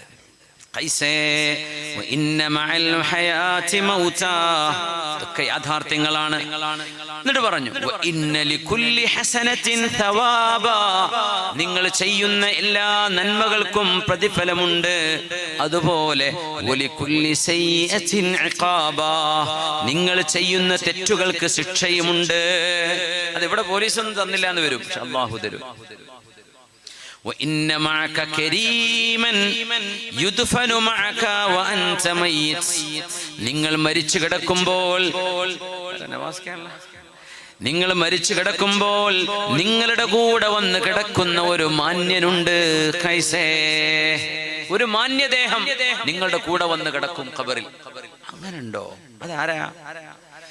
وتدفن معه وهو حي وهو عملك. നിങ്ങൾക്ക് ജീവനില്ലെങ്കിലും ആ കൂടെ കിടക്കുന്ന ആൾക്ക് ജീവനുണ്ടാകും നിങ്ങളുടെ ഖബറിൽ. അത് ആരാന്നറിയോ? അത് മനുഷ്യനല്ല. വഹുവ അമലുക ഖൈസേ, അത് നിങ്ങളുടെ കർമ്മങ്ങളാണ്. ഫഅഖ്ലിൽ മിൻഹു ഔ അക്സർ. അതുകൊണ്ട് അത് കൂടുതലോ കുറവോ നിങ്ങളുടെ ഇഷ്ടത്തിന് ചെയ്തോ. നന്മകളാണെങ്കിൽ ആ നന്മകൾ നിന്റെ കൂടെ ഖബറിലുണ്ട്, തിന്മകളാണെങ്കിൽ ആ തിന്മകൾ നിന്റെ കൂടെയുണ്ട്. അതുകൊണ്ട് 70 കഴിഞ്ഞ ഖൈസേ, നിങ്ങൾക്ക് ഇനി നന്നാവാൻ ഇനിയും സമയമുണ്ട്. പുണ്യ നബി തങ്ങളുടെ വാക്കുകൾ കേട്ടിട്ട് ഖൈസ് ഇബ്നു ആസിം എന്ന അറബികളുടെ ബുദ്ധിജീവി പൊട്ടി പൊട്ടി കരഞ്ഞുപോയി. ഇങ്ങനെ അർത്ഥവത്തായ ചില വചനങ്ങൾ ആരുമേ അവരോട് മുമ്പാരും പറഞ്ഞു കൊടുത്തിട്ടില്ല. ഇതൊരു യാഥാർത്ഥ്യമാണ്. ഇത് പഠിപ്പിക്കലാണ് പ്രവാചകത്വത്തിന്റെ ലക്ഷ്യം. അല്ലാഹുവിന്റെ റസൂലിനോട് നബി തങ്ങളുടെ മുമ്പിൽ ഇസ്ലാം സ്വീകരിക്കാൻ വന്ന ഖൈസ് ഇബ്നു ആസിം കരഞ്ഞുപോയി. ദാരിദ്ര്യമുണ്ട്, സമ്പത്തിന്റെ കൂടെ ദുർബലത വരാനുണ്ട്, ശക്തിയുടെ കൂടെ അഭിമാനത്തിന്റെ പിറകെ അപമാനം വരാം, മരണം വരുന്നുണ്ട് ജീവിതത്തിന്റെ പിറകെ. എല്ലാ നന്മകൾക്കും കൂലിയുണ്ട്, എല്ലാ തിന്മകൾക്കും ശിക്ഷയുണ്ട്. നിങ്ങൾ മരണപ്പെട്ടാൽ നിന്റെ കൂടെ കിടക്കുന്ന ഒരു മാന്യനുണ്ട്, അയാൾക്ക് ജീവനുണ്ട്, നിങ്ങൾക്ക് ജീവനില്ലെങ്കിലും ആ മാന്യൻ നിങ്ങളുടെ കർമ്മങ്ങളാണ്. ഖൈസേ ഫാഖിലിൽ മിൻഹു അക്സർ, വേണമെങ്കിൽ കൂടുതൽ എടുത്തോളൂ, വേണമെങ്കിൽ കുറച്ച് ചെയ്തോളൂ, അത് നിങ്ങളുടെ ഇഷ്ടമാണ്. ഫബകാ ഖൈസ് ഇബ്നു ആസിം അതോർത്തുകൊണ്ട് വിങ്ങിപ്പൊട്ടി കരഞ്ഞു. കരച്ചിലൊക്കെ കഴിഞ്ഞ അദ്ദേഹം കണ്ണ് തുടച്ച് നബിയോട് യാ റസൂലല്ലാഹ്, അറബികളാണ് അവർക്ക് നിബിതങ്ങളുടെ വ്യക്തിത്വവും അവിടുത്തെ കഴിവും അവർക്ക് ബോധ്യപ്പെടേണ്ടതുണ്ട്. അവർ പറഞ്ഞു, നബിയെ, ഞങ്ങളുടെ കൂടെ കവികളുണ്ട്, ഞങ്ങളുടെ കൂടെ ഖതീബുമാരുണ്ട്, പ്രഭാഷകന്മാരുണ്ട്, ഞങ്ങളുടെ കൂടെ ബുദ്ധിജീവികളുണ്ട്. അതുകൊണ്ട് ഞങ്ങളും നിങ്ങളും തമ്മിൽ ഒരു സാഹിത്യ മത്സരം ഇവിടെ നടത്തണം. അതിൽ ആര് ജയിക്കുന്നു എന്ന് ഞങ്ങൾക്കറിയണം. അല്ലാഹുവിന്റെ റസൂല് തങ്ങൾക്ക് വേണമെങ്കിൽ പറയായിരുന്നു, അതൊന്നും ഇവിടെ പറ്റൂല. ഞങ്ങൾ പറഞ്ഞു, ആയിക്കോട്ടെ, നിങ്ങളുടെ കവിയെ കൊണ്ടുവാ, നിങ്ങളുടെ പ്രഭാഷകനെ കൊണ്ടുവാ. അവരുടെ കവിയെ കൊണ്ടുവന്നു. മഹാനായ നബി തങ്ങൾ പറഞ്ഞു, എവിടെയാണ് എന്റെ ഹസ്സാൻ ഇബ്നു സാബിത്ത് റളിയല്ലാഹു അൻഹു? പുണ്യ നബിക്ക് വേണ്ടി പാട്ടുപാടിയിരുന്ന, നിബിതങ്ങൾക്ക് വേണ്ടി കവിത ചൊല്ലിയിരുന്ന ഹസ്സാൻ റളിയല്ലാഹു അൻഹു. ഒരിക്കലും മറക്കാൻ കഴിയാത്ത മദ്ഹിന്റെ കാവ്യങ്ങളുണ്ട് ഹസ്സാൻ എന്നവരുടെ. വഅജ്മലു മിൻക ലം തറഖത്തു ഐനി വഅഹ്സനു മിൻക ലം തലിദിൻ നിസാഉ. നബിയേ, അങ്ങയെക്കാളും സൗന്ദര്യമുള്ള ഒരാളെ എന്റെ കണ്ണുകളാൽ ഞാൻ കണ്ടിട്ടില്ല നബിയേ.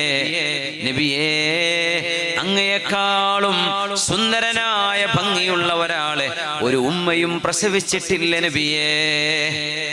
ഹസ്സാൻ ഇബ്നു സാബിത്തിന്റെ വരികളാണ്. ഖുലിഖത മുബറഅൻ മിൻ കുല്ലി ഐബിൻ കഅന്നക ഖദ് ഖുലിഖത കമാ തശാഉ. ഒരു ന്യൂനതയുമില്ലാതെയല്ലോ അല്ലാഹു അങ്ങയെ പടച്ചത്. അങ്ങ് എങ്ങനെയാണോ ജനിക്കാൻ ആഗ്രഹിച്ചത് അങ്ങനെ അങ്ങ് ജനിച്ചതുപോലുണ്ട് നബിയെ അങ്ങ് എന്ന് ഹബീബിനെ കുറിച്ച് പാടിയ കവിയാണ് ഹസ്സാൻ ഇബ്നു സാബിത്ത് റളിയല്ലാഹു അൻഹു. അല്ലാഹുവിന്റെ റസൂലിൽ പറഞ്ഞു, എനിക്ക് പ്രഭാഷകനുണ്ട്, എന്റെ പ്രഭാഷകൻ വരട്ടെ. എവിടെയാണ് സാബിത്ത് ഇബ്നു ഖൈസ് ഇബ്നു ഷമ്മാസ്? അദ്ദേഹം ദൂരെയാണ്. ആളയച്ചു നബി തങ്ങൾ വരാൻ പറഞ്ഞു. സാബിത്ത് എന്നവരൊരു ഭാഗത്ത്, ഹസ്സാൻ റളിയല്ലാഹു അൻഹു ഇപ്പുറത്ത്. നിങ്ങളുടെ കവിയെ കൊണ്ടുവാ. അവരുടെ കവി എണീറ്റ് നിന്നു. സുബർഖാൻ ഇബ്നു ബദർ. നഹ്നുൽ മുലൂകു ഫലാ ഹയ്യുൻ യുഗാലിബുനാ മിന്നൽ മുലൂകു വമിന്നാ തുൻസബുൽ ബിയഉ.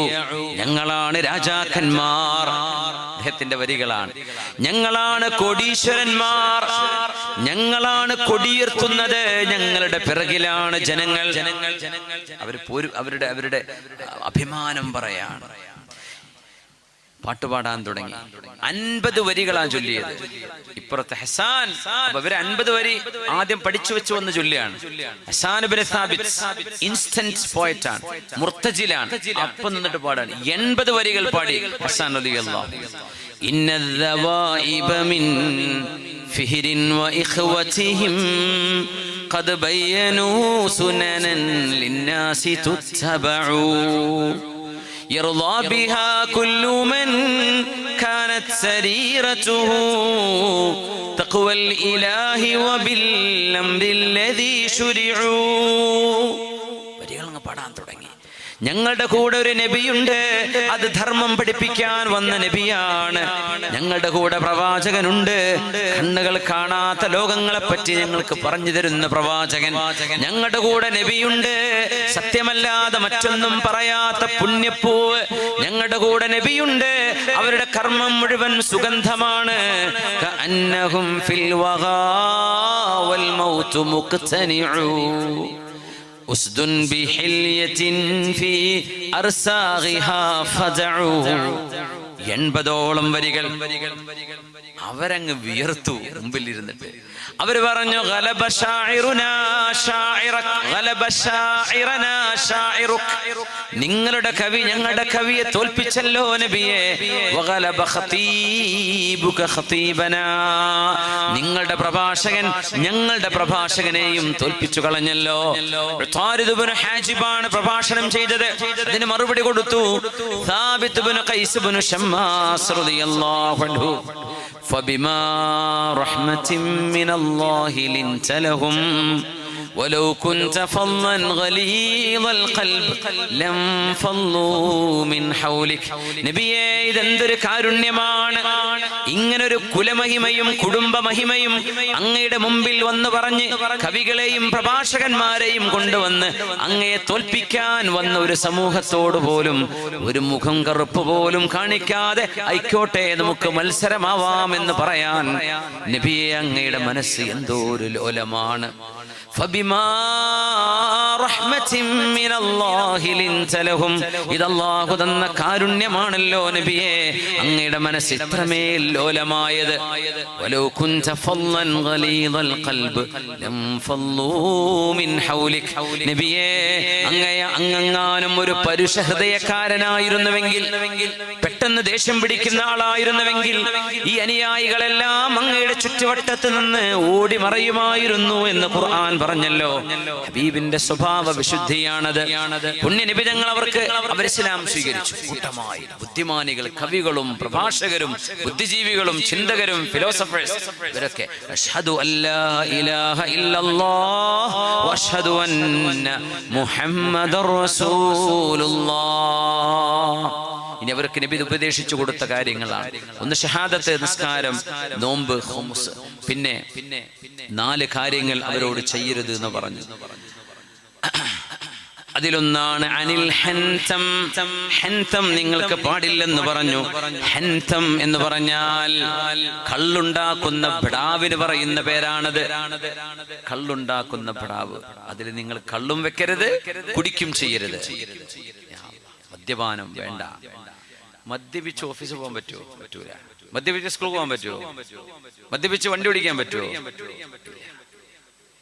എന്നാ പിന്നെ അത് വീട്ടിലും വേണ്ട. ഈ വീട്ടിൽ വന്ന് കച്ചറുണ്ടാക്കിയ പെണ്ണുങ്ങളൊക്കെ തച്ച് കുട്ടികളെല്ലാം വേദനിപ്പിച്ച് ചോരലിപ്പിച്ച് പിന്നെ രാവിലെ കെട്ടിപ്പിടിക്കും. ക്ഷമിക്കണേ, ഞാൻ അറിഞ്ഞില്ല, ബോധമല്ലാണ്ട് ചെയ്തതാ. ഇസ്ലാം പറഞ്ഞു തുടരുത്, ഒരിക്കലും വേണ്ട. ഇത് നിങ്ങളുടെ പരീക്ഷണത്തിന്റെ ഭാഗമാണ്. ഇതിവിടെ ഉണ്ട്, ഇപ്പുറത്ത് നല്ല വെള്ളമുണ്ട്, ഏത് വേണം നീ തിരഞ്ഞെടുത്തു. ഒന്ന് നീ മൃഗമായി മാറും. അത് കുടിച്ചാൽ പിന്നെ നീ മനുഷ്യനല്ല, നീ മൃഗമാണ്. മൃഗമാവേണ്ട മനുഷ്യനായി നിലനിൽക്കും. ഇതല്ലേ ഇസ്ലാം പറഞ്ഞുള്ളൂ. ഇത്രയല്ലേ ഇസ്ലാം പറഞ്ഞുള്ളൂ. നമ്മുടെ സ്വാമി ബ്രഹ്മാനന്ദ തീർത്ഥ, അദ്ദേഹത്തിന്റെ വളരെ മനോഹരമായ അദ്ദേഹത്തിന്റെ സംസാരങ്ങൾ കേൾക്കുന്ന ബ്രഹ്മ കൊഗ്നിഷൻ എന്ന് പറഞ്ഞ അദ്ദേഹത്തിന്റെ യൂട്യൂബ് ചാനലുണ്ടല്ലോ. അദ്ദേഹം ഇപ്പോൾ ഒരാൾ ഫ്ലൈറ്റിൽ മൂത്രമൊഴിച്ചില്ലേ, ബിസിനസ് ക്ലാസ്സിൽ അമേരിക്കയിൽ നിന്ന് വരുന്ന ഫ്ലൈറ്റിന് 70 വയസ്സുള്ള ഉമ്മാന്റെ തലയ്ക്ക് സീറ്റ് കയറി നിന്നിട്ട് മൂത്രമൊഴിച്ചു. ബാത്റൂം എന്ന വിചാരം ഫുള്ള് പൂസായിരുന്നു, കള്ളുപിടിച്ചിട്ട്. ഡൽഹിക്കാരൻ 10-17 മണിക്കൂറുള്ള യാത്ര. ആ പെണ്ണിന് ആ സീറ്റിലിരിക്കാൻ പറ്റിയിട്ടില്ല. പിന്നെ എയർ ഹോസ്റ്റസ് ഇരിക്കുന്ന സീറ്റ് പോയിട്ടേ ഇരുന്നത്. 17 മണിക്കൂർ 70 വയസ്സ്. നല്ല ബിസിനസ് ക്ലാസ്സിലാണ് പോരുന്നത്. അപ്പൊ തൊട്ട് ബാക്കത്തെ ബിസിനസ് സീറ്റിൽ നിന്ന് എണീറ്റിട്ട് മുമ്പ് പാൻറ്റൊക്കെ അയച്ചിട്ട് ഉഷാറായിട്ട് മൂത്രമൊഴിച്ചു. ഇപ്പൊ നടന്ന 2 ആഴ്ച ലേറ്റുള്ളൂ. അപ്പൊ അദ്ദേഹം പറയാ, എന്തിനാണ് ഈ കള്ള് ഫ്ലൈറ്റ് കൊടുക്കുന്നത്? അതിൽ നല്ല ഹെൽത്തി ഡ്രിങ്കോ ഹെൽത്തി ഭക്ഷണം കൊടുത്താൽ പോരെ. പിന്നെ നമ്മുടെ ഈ 3-3.5-4 മണിക്കൂറിലെ ഗൾഫ് സെക്ടറിലും എന്തിന് കള്ളു കൊടുക്കണം? എന്നിട്ട് കുടിച്ച് പൂസായിട്ട് ഇവർ ഒച്ചപ്പാടുണ്ടാക്കും, ബഹളം ഉണ്ടാക്കും, എയറോസസിനെ തോണ്ടും, മറ്റുള്ള ആൾക്കാരെ അടിപിടി ഉണ്ടാക്കും. എന്തിന് നമ്മുടെ ഈ സംസ്കാരം, നമ്മുടെ തനി സ്വഭാവം നമ്മൾ പുറത്തിറക്കണം? നല്ല മാന്യന്മാരായിട്ട് അവിടെ നിന്ന് എണീറ്റ് ഇറങ്ങി പോന്നാൽ പോരെ? എന്തിനത് കൊടുക്കുന്നു എന്ന് അദ്ദേഹം ചോദിച്ചപ്പോഴേക്കും ഭയങ്കര കൗതുകമായി. നല്ലൊരു ചോദ്യമല്ലേ അത്? ബ്രഹ്മാനന്ദ തീർത്ഥ അദ്ദേഹത്തിൻ്റെയൊക്കെ ധൈര്യവും അദ്ദേഹത്തിൻ്റെ ആ ഒരു ആത്മനിഷ്ഠയും വളരെ അത്ഭുതപ്പെടുത്തുന്നുണ്ട്. കാരണം ധർമ്മം ധർമ്മമായും നന്മ നന്മയായും സ്വാമിജി സംസാരിച്ചു കൊണ്ടിരിക്കുകയാണ്. കള്ളു കുടിക്കരുത് എന്നാ തങ്ങൾ ആദ്യം പറഞ്ഞു. ഹന്തം, നിങ്ങളുടെ കള്ളിന്റെ ഭ്രാവുകൾ നിങ്ങൾക്ക് നിഷിദ്ധമാണ്, നിങ്ങളത് ചെയ്യരുത്. പിന്നെ പറഞ്ഞു ദുബാ. ദുബാ എന്ന് പറഞ്ഞാൽ ശരിക്ക് മത്തനാണ്. മത്തൻ ചെത്തിയിട്ട് ഉള്ളിന്ന് അതിന്റെ ചോറൊക്കെ എടുത്തിട്ട് അതൊരു പാത്രമായിട്ട് ഉണക്കിയിട്ട് അതിൽ കള്ളൊഴിച്ചു കുടിക്കും.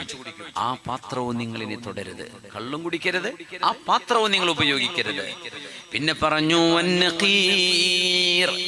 നഖീർ എന്നത് തെങ്ങിന്റെ ഈത്തപ്പനയുടെ ഒക്കെ മുരട് ചെത്തിയിട്ട് ആ കുറ്റി അതിൻ്റെ ഉള്ളിന്ന് അതിന്റെ മാന്തി എടുത്തിട്ട് കുഴിയാക്കി എടുത്തിട്ട് പാത്രമായി, കള്ളിന്റെ പാത്രമായി ഉപയോഗിക്കുന്ന സാധനമാണ് നഖീർ.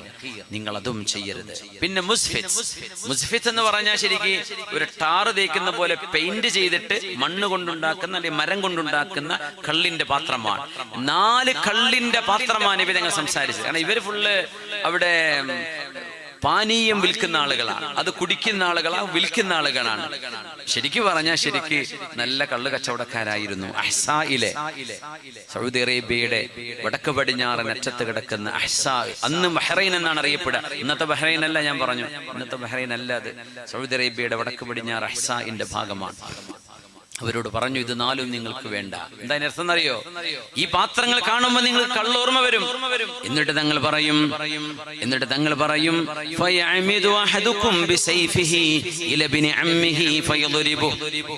തങ്ങൾ ഇതൊക്കെ പറഞ്ഞപ്പോ അല്ലാഹുവിന്റെ റസൂൽ അവരോട് പറഞ്ഞു, ഇന്നക്കും തഖുദൂനഹു, നിങ്ങൾ ഇതൊക്കെ ചെയ്യുന്നില്ലേ? എവിടുന്നാ നബിക്ക് ഈ വിവരം കിട്ടിയത്? സുബ്ഹാനല്ലാഹ്. ഈത്തപ്പനയുടെ മുരട് ചെത്തിയിട്ട് നിങ്ങൾ പാത്രമാക്കുന്നുണ്ടല്ലേ, അതുപോലെ മുസ്ഫിത്ത് ഉണ്ടാക്കുന്നുണ്ട്. മരത്തിന്റെ പാത്രം ഉണ്ടാക്കി ടാർ ഒഴിച്ചിട്ട്, ടാറ് പോലത്തെ ഒരു സാധനം പെയിന്റ് അടിച്ചിട്ട് നിങ്ങൾ അത് കള്ള് സൂക്ഷിക്കാൻ ഉപയോഗിക്കുന്നുണ്ടല്ലേ. പിന്നെ മത്തൻ ഉണക്കിയിട്ട് നിങ്ങൾ പാത്രമാക്കുന്നുണ്ടല്ലേ. പിന്നെ നിങ്ങൾ മദ്യത്തിന്റെ ബ്രാവ് ഉണ്ടാക്കുന്നുണ്ടല്ലേ. ഇന്നക്കും ലതഫഅലൂന. അവര് പറഞ്ഞു, നബിയേ ആരാണ് നബിയേ ഞങ്ങളുടെ ഹന്തം, നഖീർ, മുസ്ഫിത്ത്, മുഖീർ, ഇതൊക്കെ ആരാ നബിയെ നിങ്ങൾക്ക് പറഞ്ഞു തന്നത്? 1000 കിലോമീറ്റർ അപ്പുറത്ത് നടക്കുന്ന സംഭവമാണ്. ഞങ്ങൾ ഇതൊക്കെ ചെയ്യുന്നുണ്ടെന്ന് നബിയെ അങ്ങ് എങ്ങനെ അറിഞ്ഞു? അങ്ങ് അവിടെ ഒന്നും വന്നിട്ടില്ലല്ലോ. തങ്ങൾ പറഞ്ഞു, അൻതും തഫഅലൂന ദാലിക്, നിങ്ങൾ ഇതൊക്കെ ചെയ്യുന്നില്ലേ? അവര് പുഞ്ചിരിച്ചു. കാരണം അവരിപ്പോ മുസ്ലിമീങ്ങളാണ്, ഈ കള്ളുടിക്കൂലാൻ തീരുമാനിച്ചതാണ്. അവര് പുഞ്ചിരിച്ചു.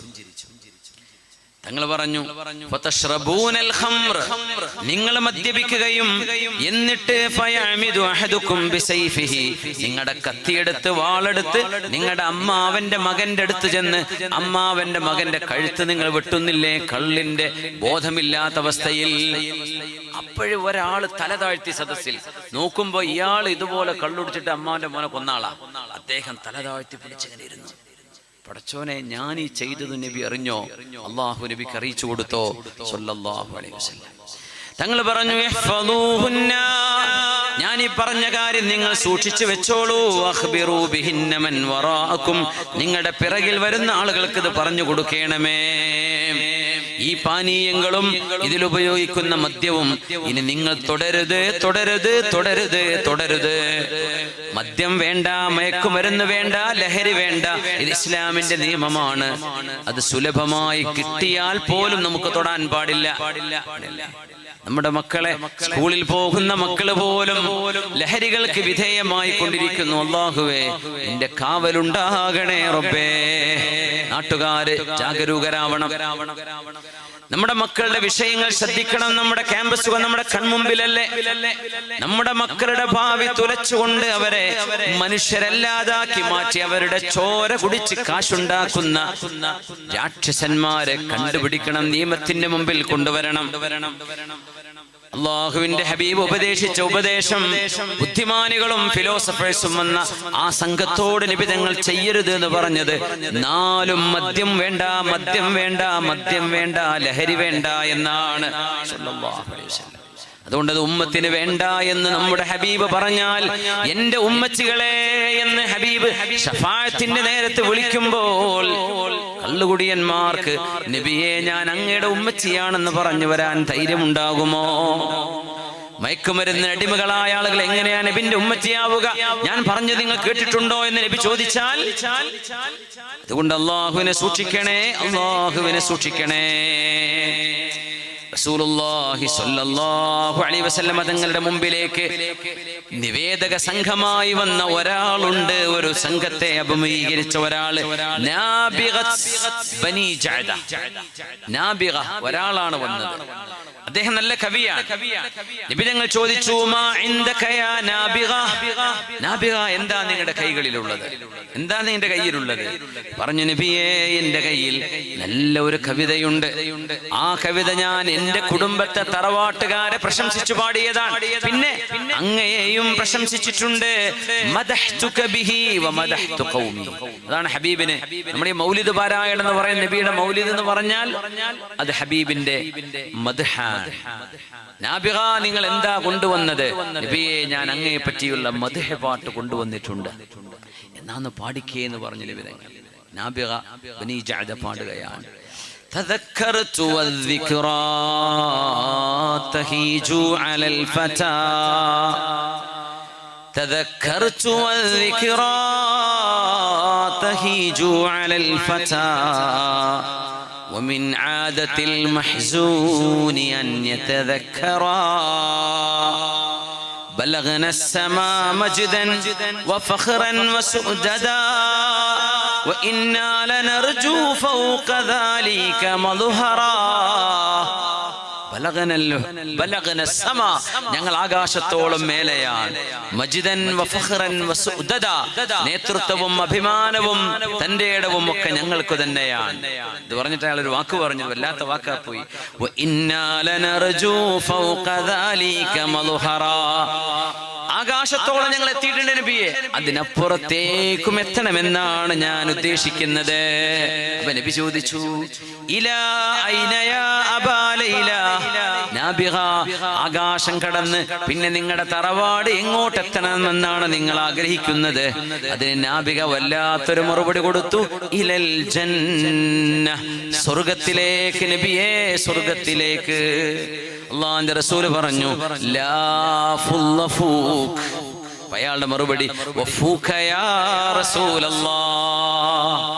നല്ലൊരു പാട്ടോ നല്ലൊരു സംസാരമോ നല്ലൊരു വർത്തമാനമോ ഒരാൾ പറയുമ്പോ അയാളോട് പറയേണ്ട വാക്കാണ് ലാ ഫുല്ലഫൂക്, നിന്റെ വായക്ക് ഒരു കുഴപ്പം പറ്റാതിരിക്കട്ടെ. പുണ്യനബി ഇയാളോട് പറഞ്ഞാൽ നിങ്ങൾ പാടിയത് നിങ്ങൾ പറഞ്ഞത് നന്നായിരിക്കുന്നു എന്നാണ് ഇതിനർത്ഥം. ലാ ഫുല്ലഫൂക്. അപ്പൊ അയാൾ ഇങ്ങോട്ട് പറഞ്ഞു, വഫൂക യാ റസൂലല്ലാഹ്, അങ്ങയുടെ വായയും അങ്ങനെ തന്നെ എന്ന് നബി തങ്ങൾക്ക് ഇങ്ങോട്ടും അദ്ദേഹം. മഹാന്മാർ പറയാ 120 കൊല്ലം ഇയാളെ ജീവിച്ചു, ഒരു പല്ല് പോലും പോയിട്ടില്ല. അത് നബിയുടെ ദുആഇന്റെ ബറക്കത്തായിരുന്നു എന്ന് മഹാന്മാർ രേഖപ്പെടുത്തി വെച്ചു. ലാ ഫുല്ലഫൂക്, നിങ്ങളുടെ വായക്കൊരു കുഴപ്പം പറ്റാതിരിക്കട്ടെ. 120 വയസ്സിലും ഒരു പല്ല് പോലും പൊഴിഞ്ഞില്ല. നാബിഗത്തു ബനി ജഅദ റളിയല്ലാഹു അൻഹു, ഹബീബിന്റെ വാക്കാ ലാ ഫുല്ലഫൂക്. വല്ലാത്തൊരു വാക്കാണ് നിങ്ങൾ പറഞ്ഞത്, അത് എത്ര മനോഹരമാണ് എന്നൊക്കെയാണ് അതിനർത്ഥം. 120 കൊല്ലം. യാ അല്ലാഹ്. റസൂലുള്ളാഹി സ്വല്ലല്ലാഹു അലൈഹി വസല്ലം തങ്ങളുടെ മുമ്പിൽ ബൈഅത്ത് ചെയ്യാൻ വന്ന സുമുഖനായ ഒരു സ്വഹാബിയുണ്ട്, ജരീർ ഇബ്നു അബ്ദില്ലാഹ്. മഹാനായ നബി തങ്ങൾ പറഞ്ഞു, ജരീറിന്റെ മുഖത്ത് മലക്കിന്റെ ഒരു സ്പർശമുണ്ട്, മലക്കിന്റെ ഒരു സ്പർശമുണ്ട് മുഖത്ത്. യൂസുഫ് ഹാദിഹിൽ ഉമ്മ, ഉമർ തങ്ങൾ പറഞ്ഞു, ജരീറേ, ഈ ഉമ്മത്ത് കണ്ട യൂസുഫ് നബിയാണ് നിങ്ങൾ. എത്ര വലിയ സൗന്ദര്യമായിരുന്നു. ജരീർ ഇബ്നു അബ്ദില്ല. നിർത്തുകയാണല്ലേ, സമയം വൈകി പോകുന്നുണ്ടല്ലേ. ഒരു സ്വലാത്തും കൂടെ ചൊല്ലിയിരുന്നാലോ എന്നാലേ ഇൻഷാ അല്ലാഹ്. ഒന്ന് എഴുന്നേൽക്കി സല്ലു അലൻ നബി മുഹമ്മദിൻ വആലിഹി. ഇൻഷാ അല്ലാഹ് പ്രോമിസ് ഒരു അരമണിക്കൂറിനുള്ളിൽ നിർത്തുവേ. സല്ലു അലൻ നബി മുഹമ്മദിൻ വആലിഹി അല്ലാഹുമ്മ സല്ലി അലാ സയ്യിദിനാ മുഹമ്മദിൻ വഅലാ ആലി സയ്യിദിനാ മുഹമ്മദിൻ വബാരിക് വസല്ലിം അലൈഹി. അല്ലാഹുമ്മ സല്ലി അലാ സയ്യിദിനാ മുഹമ്മദിൻ വഅലാ ആലി സയ്യിദിനാ മുഹമ്മദിൻ വബാരിക് വസല്ലിം അലൈഹി. അല്ലാഹുമ്മ സല്ലി അലാ സയ്യിദിനാ മുഹമ്മദിൻ വഅലാ ആലി സയ്യിദിനാ മുഹമ്മദിൻ വബാരിക് വസല്ലിം അലൈഹി. ഒരു കാര്യം പറഞ്ഞോടെ ഇരിക്കുന്നതിന് മുമ്പ് നിങ്ങൾ എന്ത് ചെയ്യുക, ചെയർ ഒന്ന് സ്വാപ്പ് ചെയ്യുക. നിങ്ങൾ നിങ്ങളുടെ ഇപ്പുറത്തുള്ള ആൾ ചെയറിലിരിക്കുക, ഇപ്പുറത്തുള്ള ആൾ നിങ്ങളെ ചെയറിലിരിക്കുക. ഒന്ന് മാറി നോക്കി, ഒന്ന് ഇരുന്ന് നോക്കി. ഒരു ചെറിയൊരു ഫ്രഷ്നെസ് തോന്നും. ഒന്ന് സീറ്റ് ഒന്ന് മാറിയിരിക്കും. ആ ഒരു ചെയർ വലിക്കലിട്ടാ ഇരിക്കുന്ന മുമ്പേ ഇതാ അരമണിക്കൂർ നമ്മൾ വൈൻഡപ്പ് ചെയ്യാം ഇൻഷാ അല്ലാഹ്. അരമണിക്കൂർ പറഞ്ഞാൽ ടൈമായിരിക്കുവേ ഇൻഷാ അല്ലാഹ്.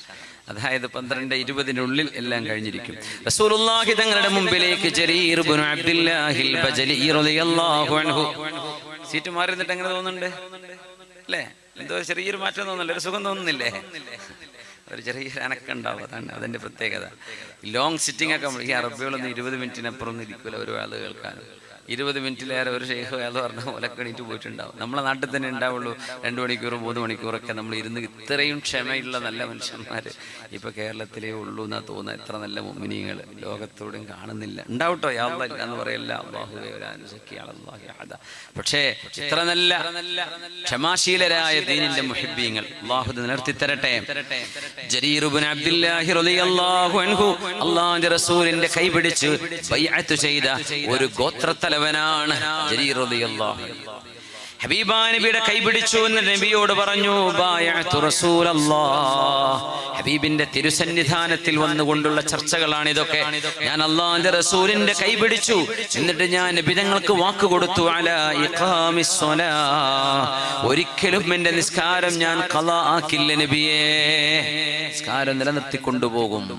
നമ്മളും അവിശ്വാസവും തമ്മിലുള്ള ഒരേ ഒരു വ്യത്യാസമേ ഉള്ളൂ. മുസ്ലിമീങ്ങൾ നിസ്കരിക്കുന്നവരാണ്, വിശ്വാസികൾ മുസ്ലിമീങ്ങളുടെ നിസ്കാരം അവർ നിർവഹിക്കുന്നില്ല. നമ്മൾ നിസ്കാരം കൈവടിഞ്ഞാൽ പിന്നെ നമ്മൾ എന്ത് ചിന്താവാദം വിളിച്ചിട്ടും കാര്യമില്ല. അല്ലാഹു നമ്മളെ കൈവടിയും. നിസ്കാരം നിർബന്ധമാണ്.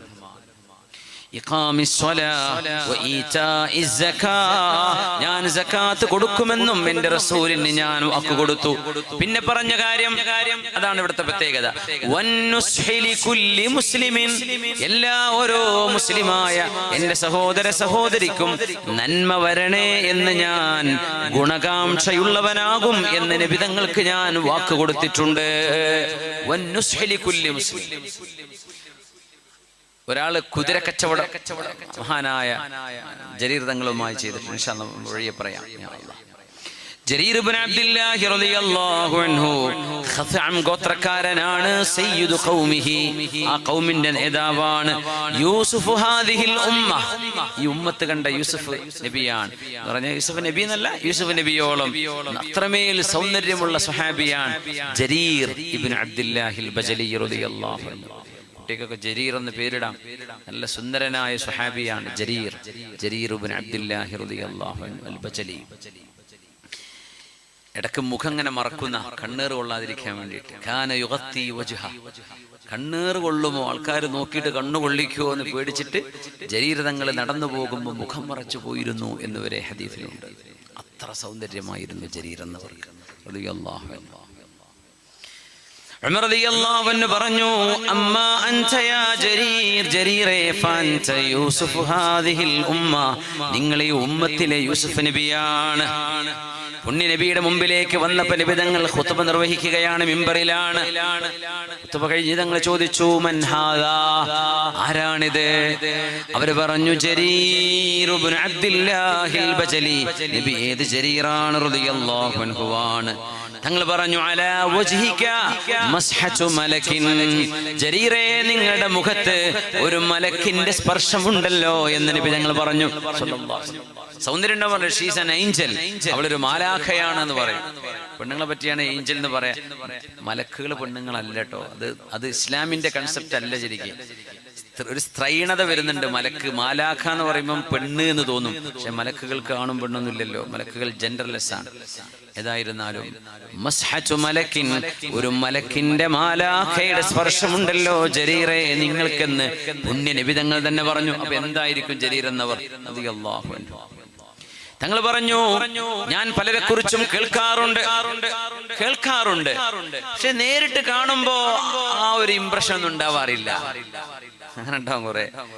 കുറെ ആൾക്കാർ അങ്ങനെ ആയിരിക്കുമല്ലേ. നമ്മളൊരാളെ കാണണം എന്നിങ്ങനെ വിചാരിച്ചു, കണ്ടോക്കുമേ എത്രയേ ഉള്ളൂ. ജരീറെ, നിങ്ങൾ മാത്രമാണ് ഇതിന്റെ അപവാദം. ഞാൻ വിചാരിച്ചതിലും മേലെയാണ് നിങ്ങളെന്ന് പുണ്യനബി ജരീർ എന്നവരോട് റളിയല്ലാഹു അൻഹു. പിടികിട്ടിയല്ലോ. അദ്ദേഹം ചെറുപ്പക്കാരനാണ്. ആ സമയം യുവാവാൻ റളിയല്ലാഹു അൻഹുവിന് ഇരിക്കാൻ നബിതങ്ങൾ സോഫയില്ലല്ലോ, കട്ടിലില്ല. നബിതങ്ങൾ അവിടുത്തെ ഈത്തപ്പനയുടെ ഇലകൾ നിറച്ച തലയിണയുണ്ട്, അത് വെച്ചു കൊടുത്തു. ജരീറ ഇവിടെ ഇരുന്നോളൂ പറഞ്ഞു. നബി ഞാൻ ഇരിക്കൂല, ഞാൻ താഴെ ഇരുന്നോളാം, ഞാൻ മണ്ണിലിരുന്നോളാം, അത് അങ്ങയുടെ സീറ്റാണ് എന്ന് പറഞ്ഞ അന്നത്തെ സോഫയാണ് ആ പില്ലോന്റെ ഉള്ളിൽ കുഷ്യനൊന്നുമല്ല, ഈത്തപ്പനയുടെ ഇലയാണ് നിറച്ചത്. ഈത്തപ്പനയുടെ നാരുകൾ. എന്തായിരിക്കും അതിന്റെ കനം ആലോചിച്ച് നോക്കി. അവിടെ ഇരിക്കാൻ പറഞ്ഞപ്പോ ജരീർ എന്നവർ കൂട്ടാക്കിയില്ല. നബിയെ, അത് അങ്ങയുടെ സ്ഥാനമാണ്, ഞാൻ താഴെ ഇരുന്നോളാം. എന്നിട്ട് നബി തങ്ങൾ പറഞ്ഞു, അഷ്ഹദു അന്നക മിനല്ലദീന ലാ യുരീദൂന ഉലൂവൻ ഫിൽ അർളി വലാ ഫസാദാ. ജരീറേ, നിങ്ങൾ സ്വർഗം അർഹിക്കുന്ന ആളാണ്. ദുനിയാവിൽ ഞാൻ മേലെയാവണം, എനിക്ക് സ്ഥാനം വേണം എന്ന് ആഗ്രഹിക്കാത്തവർ, അവർക്ക് സ്വർഗമുണ്ടെന്നാണ്. تلك الدار الآخرة نجعلها للذين لا يريدون علوا في الأرض ولا فسادا والعاقبة للمتقين. പരലോകം ആർക്കാന്നറിയോ? ആളാവാതിരിക്കാൻ നോക്കുന്നവർക്കാണ്. അവര് എന്ന സ്ഥാനത്തേക്ക് നിയമിക്കണം എന്ന് മനസ്സുകൊണ്ട് ഒരു മുഅ്മിൻ കൊതിക്കാൻ പാടില്ല. നിങ്ങൾക്കത് നൽകപ്പെട്ട് നിങ്ങൾ അതിന് യോഗ്യനാണെങ്കിൽ ഏറ്റെടുക്കാം. പക്ഷെ എനിക്ക് ആ സ്ഥാനം വേണം, എല്ലാവരും പിന്നിൽ നടന്ന് എനിക്ക് എന്നെ തിരഞ്ഞെടുക്കണ്ടോ, എന്നെയാണ് നിങ്ങൾ അതാക്കേണ്ടത് ഇതാക്കേണ്ടത്, അങ്ങനെയൊന്നും പറഞ്ഞെടുക്കാൻ പാടില്ല. അത് ആഗ്രഹിക്കരുത്. സ്ഥാനം ആരും ആഗ്രഹിക്കരുത്. അവർക്കാണ് സ്വർഗം. വലാ ഫസാദ, അവര് നാട്ടിൽ പ്രശ്നങ്ങൾ ഉണ്ടാക്കുന്നവരല്ല, പ്രശ്നം ഒതുക്കുന്നവരാണ്, കത്തിക്കുന്നവരല്ല, ഊതിക്കെടുത്തുന്നവരാണ്. അങ്ങനത്തെ ആളുകൾക്കാണ് സ്വർഗം. വൽആഖിബതു ലിൽ മുത്തഖീൻ. അതുകൊണ്ട് ജരീറേ, നിങ്ങൾ അങ്ങനത്തെ ആളാണെന്ന് ഞാൻ സാക്ഷ്യം വഹിക്കുന്നുവെന്ന് പുണ്യ റസൂൽ സ്വല്ലല്ലാഹു അലൈഹി വസല്ലം നമുക്കുണ്ടാവേണ്ട സ്വഭാവമാണത്. ഞാനല്ലേ ഇവിടുത്തെ ആള്, എന്നോട് ചോദിക്കാണ്ട് ചെയ്യേ. അഹങ്കാരം പറയരുത്. ഉത്തരവാദിത്വങ്ങൾ നിർവഹിക്കാം, പക്ഷെ എന്ത് ചെയ്യരുത്, അതൊരു അറോഗൻസ്, സ്റ്റബോൺ ക്യാരക്ടറായിട്ട് മാറാൻ പാടില്ല. ജരീറേ, നിങ്ങൾ എന്നോട് ബൈഅത്ത് ചെയ്യണേ എന്ന് പറഞ്ഞപ്പോ അലാ ഷഹാദത്തി അല്ലാ ഇലാഹ ഇല്ലല്ലാഹ് വ ഇഖാമിസ് സ്വലാ വ ഈതാഇസ് സകാത്ത് കൊടുക്കുമെന്നും, ഒന്ന് ഷഹാദത്ത് ചൊല്ലി നിസ്കരിക്കുമെന്നും, നോമ്പെടുക്കുമെന്നും, സകാത്ത് കൊടുക്കുമെന്നും പറഞ്ഞിട്ട് മഹാൻ പറഞ്ഞു, ഹജ്ജൊക്കെ അതിൽ പെട്ടു. പിന്നെ പറഞ്ഞു വന്നുസ്ഹി ലികുല്ലി മുസ്ലിമിൻ, എല്ലാ ഓരോരുത്തർക്കും നന്മ വരണം എന്ന് ജരീറേ നിങ്ങൾ മനസ്സുകൊണ്ട് ആഗ്രഹിക്കണം. നമ്മൾ ആരെങ്കിലും അങ്ങനെ ആഗ്രഹിക്കാറുണ്ടോ? ഒരു കുടിയിരിക്കൽ ഹൗസ് വാമിംഗ് ഉണ്ടെങ്കിൽ, ഞാൻ പറയാറുണ്ട്, ഒരു കുടിയിരിക്കൽ ഉണ്ടെങ്കിൽ ആ വീട്ടുകാർക്ക് മാത്രമേ സന്തോഷം ഉണ്ടാവുള്ളൂ. അല്ലാതെ കയറി വരുന്നവരൊക്കെ എനിക്ക് തരുന്നില്ലല്ലോ എന്ന് മാത്രം ആലോചിച്ച് ചോറും വെച്ച് ഇറങ്ങി പോവുകയേ ചെയ്യുള്ളൂ. അല്ലേ? അങ്ങനെയാണ് അധികം. ഓല റൂമിന്റെ ഒക്കെ ഒരു വലുപ്പം, ഈ ബാത്റൂം കിട്ടിയാൽ മതിയായിരുന്നു എനിക്കൊരു പോരണ്ടാക്കാൻ, ഈ മതിലിന്റെ കൊലപ്പം എങ്ങനെ അതൊക്കെ പൊളിക്കുക, ഇതൊക്കെ പറഞ്ഞിട്ടാ പോരാ. സുബ്ഹാനല്ലാഹ്. നമ്മൾ സന്തോഷിക്കാറുണ്ടോ? അൽഹംദുലില്ലാഹ്, അവർക്കൊരു നല്ല വീടായി, അല്ലാഹുവിന് സ്വർഗത്തിലും വീട് കൊടുക്കട്ടെ എന്നല്ലേ പറയേണ്ടത്. പക്ഷെ മനസ്സിൻ്റെ ഉള്ളിൽ നിന്ന് ഇങ്ങനെ കുശുമ്പ് വരൂലേ, റബ്ബിനെ മുക്കി പോകുന്നതാണല്ലോ, പുറത്ത് പറഞ്ഞു കൊടുക്കും. അപ്പൊ പറയും, അവന്റെ മുതലാളി ഇപ്പൊ ജയിലിലാണല്ലോ, എന്തേ പൈസ മുഴുവൻ കൊണ്ടുവന്നിട്ടാണ് കൂട്ടിയത്, പച്ച നുണ പറയാ. ഇങ്ങനെ കളവ് പറഞ്ഞ് ആ നല്ലൊരു സന്തോഷിക്കേണ്ട നേരത്ത് മുഖം കറുപ്പിച്ചിറങ്ങിപ്പോരാ. എല്ലാ മനുഷ്യർക്കും നന്മ വരണം എന്നാണ് നമ്മൾ ആഗ്രഹിക്കേണ്ടത്. അതില്ലായിരിക്കുമ്പോഴല്ലേ സിഹറും മാരണം ചെയ്യാൻ വേണ്ടി പോവുക, ഒരാൾ നന്നാവുന്നത് കാണാൻ പറ്റാണ്ടിരിക്കുമ്പോ. അത് പാടില്ല. ഇസ്ലാം എന്ന് പറഞ്ഞ വെറും നിസ്കരിക്കൽ മാത്രമല്ല, ഈ സ്വഭാവമൊക്കെ ആകുമ്പോഴേ ഇസ്ലാം പൂർത്തിയാവുള്ളൂ. എല്ലാ മനുഷ്യർക്കും, പ്രത്യേകിച്ച് വിശ്വാസികൾക്ക്, നിങ്ങളുടെ കൂട്ടുകാരാണവര്, നന്മ വരണം എന്ന് വിചാരിക്കണം. അവര് നന്നാവട്ടെ, അവരുടെ മക്കൾക്ക് ജോലിയാവട്ടെ, അവരുടെ മക്കളുടെ കല്യാണം കഴിയട്ടെ. എന്താ ചെയ്യാ? വല്ല കല്യാണം മുടക്കും. നാട്ടിൽ വന്നിട്ട് ഇവിടെ ഇങ്ങനെ അന്വേഷിക്കുകയാണ്. ഏതെങ്കിലും നാട്ടിൽ നിന്ന് ആലുവയെന്നോ അല്ലെങ്കിൽ അങ്കമാലിയെന്നോ ഒക്കെ വന്നിട്ട് ഇങ്ങനെ ചെറുവേലിക്കുന്നിലൊരു പെൺകുട്ടി ഉണ്ടല്ലോ, നിങ്ങൾ എവിടേക്കാ പോകുന്നത്? നിങ്ങളെ കുട്ടീൻ്റെ കല്യാണം ആലോചിക്കാൻ വേണ്ടി പോവാ. പിന്നെ കുഴപ്പമൊന്നുമില്ല, അന്വേഷിച്ച് ചെയ്താൽ മതി കേട്ടോ. കഴിഞ്ഞില്ലേ? ഇപ്പൊ ഒരു വിശ്വാസമായി. എന്താണ് പറഞ്ഞത്? ഞാനൊന്നും പറഞ്ഞില്ലല്ലോ, ഞാൻ അന്വേഷിക്കാനല്ലോ പറഞ്ഞു. ഇവൻ കല്യാണം മുടക്കിയാണ്, ഇവന്റെ പണി ഇതാണ്. ഇങ്ങനെ മുടക്കുക, നന്മകൾ മുഴുവനും മുടക്കുക, നല്ല കാര്യങ്ങൾക്കൊന്നും നിന്നൊടുക്കൂല, അതൊക്കെ മുടക്ക്. ഇത് ആനന്ദമായി കൊണ്ടു നടക്കുന്ന ചില ആണുങ്ങളും ചില പെണ്ണുങ്ങളും ഉണ്ട്. അതെല്ലാ നാട്ടിലും ഉണ്ടാവും, ചെറുവലിക്കുന്നിൽ മാത്രം ഉണ്ടാവില്ല എന്ന് ഞാൻ വിചാരിക്കട്ടെ. അങ്ങനെ ആവരുത്. എന്ത് ചെയ്യണം? കുല്ലി മുസ്ലിം, എല്ലാവർക്കും നന്മ വരണം എന്ന് ജരീറേ നിങ്ങൾ ആഗ്രഹിക്കണമെന്ന് അല്ലാഹുവിന്റെ ഹബീബ് സല്ലല്ലാഹു അലൈഹി വസല്ലമ തങ്ങൾ ജരീർ റളിയല്ലാഹു അൻഹുവിനെ ഖസാം ഗോത്രത്തിന്റെ നേതാവിനോടാണ് പറയുന്നത്. നിങ്ങളൊരു ഗോത്രത്തിന്റെ നേതാവാണ്, സർവർക്കും നന്മ വരണം എന്ന് നിങ്ങൾ ആഗ്രഹിക്കണം. അത് ജനങ്ങൾക്ക് പഠിപ്പിച്ചു കൊടുക്കണം. എല്ലാവരും നന്നാവണം, നമ്മുടെ നാട്ടിലെ മുഴുവൻ ആളുകളും രക്ഷപ്പെടണം, എല്ലാവരും രക്ഷപ്പെടണം. ഇതാണ് നമ്മൾ വിചാരിക്കേണ്ടത്. ഒരാൾക്കൊരു വീടായി, അൽഹംദുലില്ലാഹ്, അവർ രക്ഷപ്പെട്ടില്ലേ? ഒരാളുടെ മോനെ ജോലിയായി, അൽഹംദുലില്ലാഹ്, അവരുടെ ദാരിദ്ര്യം തീർന്നില്ലേ? എല്ലാവർക്കും തീരട്ടെ, അങ്ങനെയാ വിചാരിക്കേണ്ടത്. ഒരു വീട്ടിൽ കയറി ഇറങ്ങുമ്പോ അള്ളാഹു ഈ വീട്ടിൽ ബർക്കത്ത് ചെയ്യട്ടെ. എത്ര അധ്വാനവും എത്ര ആളുകളുടെ സ്വപ്നമാണ്, അൽഹംദുലില്ലാഹ്, നിങ്ങൾക്കത് അള്ളാഹു സാധിപ്പിച്ചു തന്നല്ലോ, ഇനി ഈ വീട്ടിൽ അള്ളാഹു ബർക്കത്ത് ചെയ്യട്ടെ എന്ന് പറഞ്ഞിട്ടാണ് നമ്മളോട് ഇറങ്ങിപ്പോരേണ്ടത്. അസൂയ വെച്ചുകൊണ്ടല്ല, എനിക്ക് ഇത്രയൊന്നും ആയില്ലല്ലോ എന്ന് പറഞ്ഞുകൊണ്ടൊന്നും അല്ല. അത് നമ്മുടെ സഹോദരനാണ്, നമ്മുടെ സഹോദരിയാണ്. നമ്മളൊക്കെ അങ്ങനെയല്ലേ? നമ്മുടെ കൂട്ടുകാരനോ നമ്മുടെ കൂട്ടുകാരിക്കോ നമ്മുടെ സഹോദരനോ നമ്മുടെ അനുജനോ ജ്യേഷ്ഠത്തിക്കോ ഒരു നന്മ വരുമ്പോ സന്തോഷിക്കല്ലേ വേണ്ടത്? അങ്ങനെ നിങ്ങൾ ചെയ്യണേ എന്ന് പുണ്യനബിയുടെ ഉപദേശമാണ്. അത് നമ്മൾ ഇൻഷാ അല്ലാഹ് മറക്കല്ലേ, എപ്പോഴും ഇനി അങ്ങനെ ചിന്തിക്കാവൂ. എല്ലാവർക്കും നന്മ വരണേ, അങ്ങനെ ചിന്തിക്കാൻ പാടുള്ളൂ, അങ്ങനെ പാടുള്ളൂ. മുസ്ലിം, എല്ലാവർക്കും നന്മ വരണം എന്ന് ചിന്തിക്കണം. തമീമുദ്ദാരി റളിയല്ലാഹു അൻഹു ഉദ്ധരിച്ച ഹദീസാണ്, അദ്ദീനു വന്നസ്വീഹ. ദീൻ എന്ന് പറയുന്നത്, ഇസ്ലാം എന്ന് പറയുന്നത് ഗുണകാംക്ഷയാണ്, നല്ലത് വരണം എന്ന് ചിന്തിക്കലാണ്. എല്ലാവർക്കും നന്മ വരണം, ഇതാഗ്രഹിക്കുന്നതിനായി ഇസ്ലാം തന്നെ പറയാം. എല്ലാവരും നന്നാവണം, ഞാൻ മാത്രം നന്നാവുക, ഞാൻ മാത്രം രക്ഷപ്പെടുക, അങ്ങനല്ല. എല്ലാവരും രക്ഷപ്പെടണം, എല്ലാവർക്കും നന്മ വരണം, എല്ലാ വീട്ടിലും സന്തോഷമുണ്ടാവണം. ആർക്കാണ് നബിയെ ഞങ്ങൾ ഗുണം കാക്ഷിക്കേണ്ടത്? ചോദിച്ചു. ലില്ലാഹ്, ഒന്ന് അല്ലാഹുവിനെ നിങ്ങൾ നല്ലത് വിചാരിക്കണം. അല്ലാഹ് പറഞ്ഞ പോലെ ജീവിക്കുക. വലി റസൂലിഹി, അല്ലാഹുവിന്റെ റസൂലിനെ പറ്റി നല്ലതേ വിചാരിക്കാവൂ. ഹബീബിനെ നുസ്ഹ് ചെയ്യാന്ന് പറഞ്ഞാൽ അവിടുത്തെ സുന്നത്ത് ഇത്തിബാഅ് ചെയ്യണം, പിൻപറ്റണം. വലി അഇമ്മത്തിൽ മുസ്ലിമീൻ, മുസ്ലിമീങ്ങളിലെ ഉലമാഇനോട് അല്ലെങ്കിൽ അവരുടെ ഭരണ നേതൃത്വത്തിൽ ഇരിക്കുന്ന ആളുകളോട് നന്മ വരണം എന്ന് നിങ്ങൾ ആഗ്രഹിക്കണം, അവർക്ക് നല്ലത് വരണമെന്ന് പ്രാർത്ഥിക്കണം. ചില ഇതിന് വ്യാഖ്യാനം കൊടുത്ത ചില ഹദീസ് പണ്ഡിതന്മാർ മുജ്തഹിദീങ്ങളായ ഇമാമുമാരാണ് അവിടെ ഉദ്ദേശിക്കുന്നത് എന്ന് ഒരു അർത്ഥം കൊടുത്തിട്ടുണ്ട്. ഇമാം ഷാഫിഈ, ഇമാം അബൂ ഹനീഫത്തുൻ നുഅ്മാൻ, ഇമാം മാലിക് എന്നവർ, ഇമാം അഹ്മദ് ഇബ്നു ഹംബൽ, മുജ്തഹിദീങ്ങളായ ഇമാമുമാർ. അവർക്ക് നന്മക്ക് വേണ്ടി പ്രാർത്ഥിക്കണം. അവർ ചെയ്ത സേവനം, മദ്ഹബുകൾ, ഫിഖ്, കർമ്മശാസ്ത്രം, അവരാ സേവനം ചെയ്തില്ലായിരുന്നെങ്കിൽ നമുക്ക് ഒന്നും ചെയ്യാൻ കഴിയില്ല, നമ്മളൊക്കെ നഷ്ടപ്പെട്ടു പോയേനെ. അവർക്ക് നന്മ ചെയ്യണം.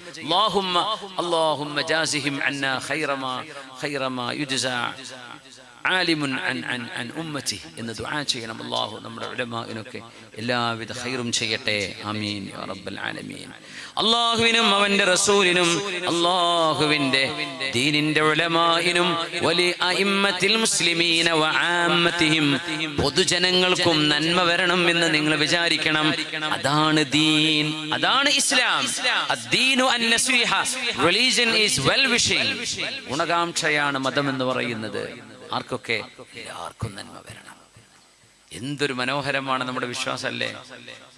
എല്ലാവർക്കും നന്മ വരണം, എല്ലാവരും രക്ഷപ്പെടണം, എല്ലാവരും സന്തോഷിക്കണം. ഇതാണ് നമ്മൾ ആഗ്രഹിക്കേണ്ടത്.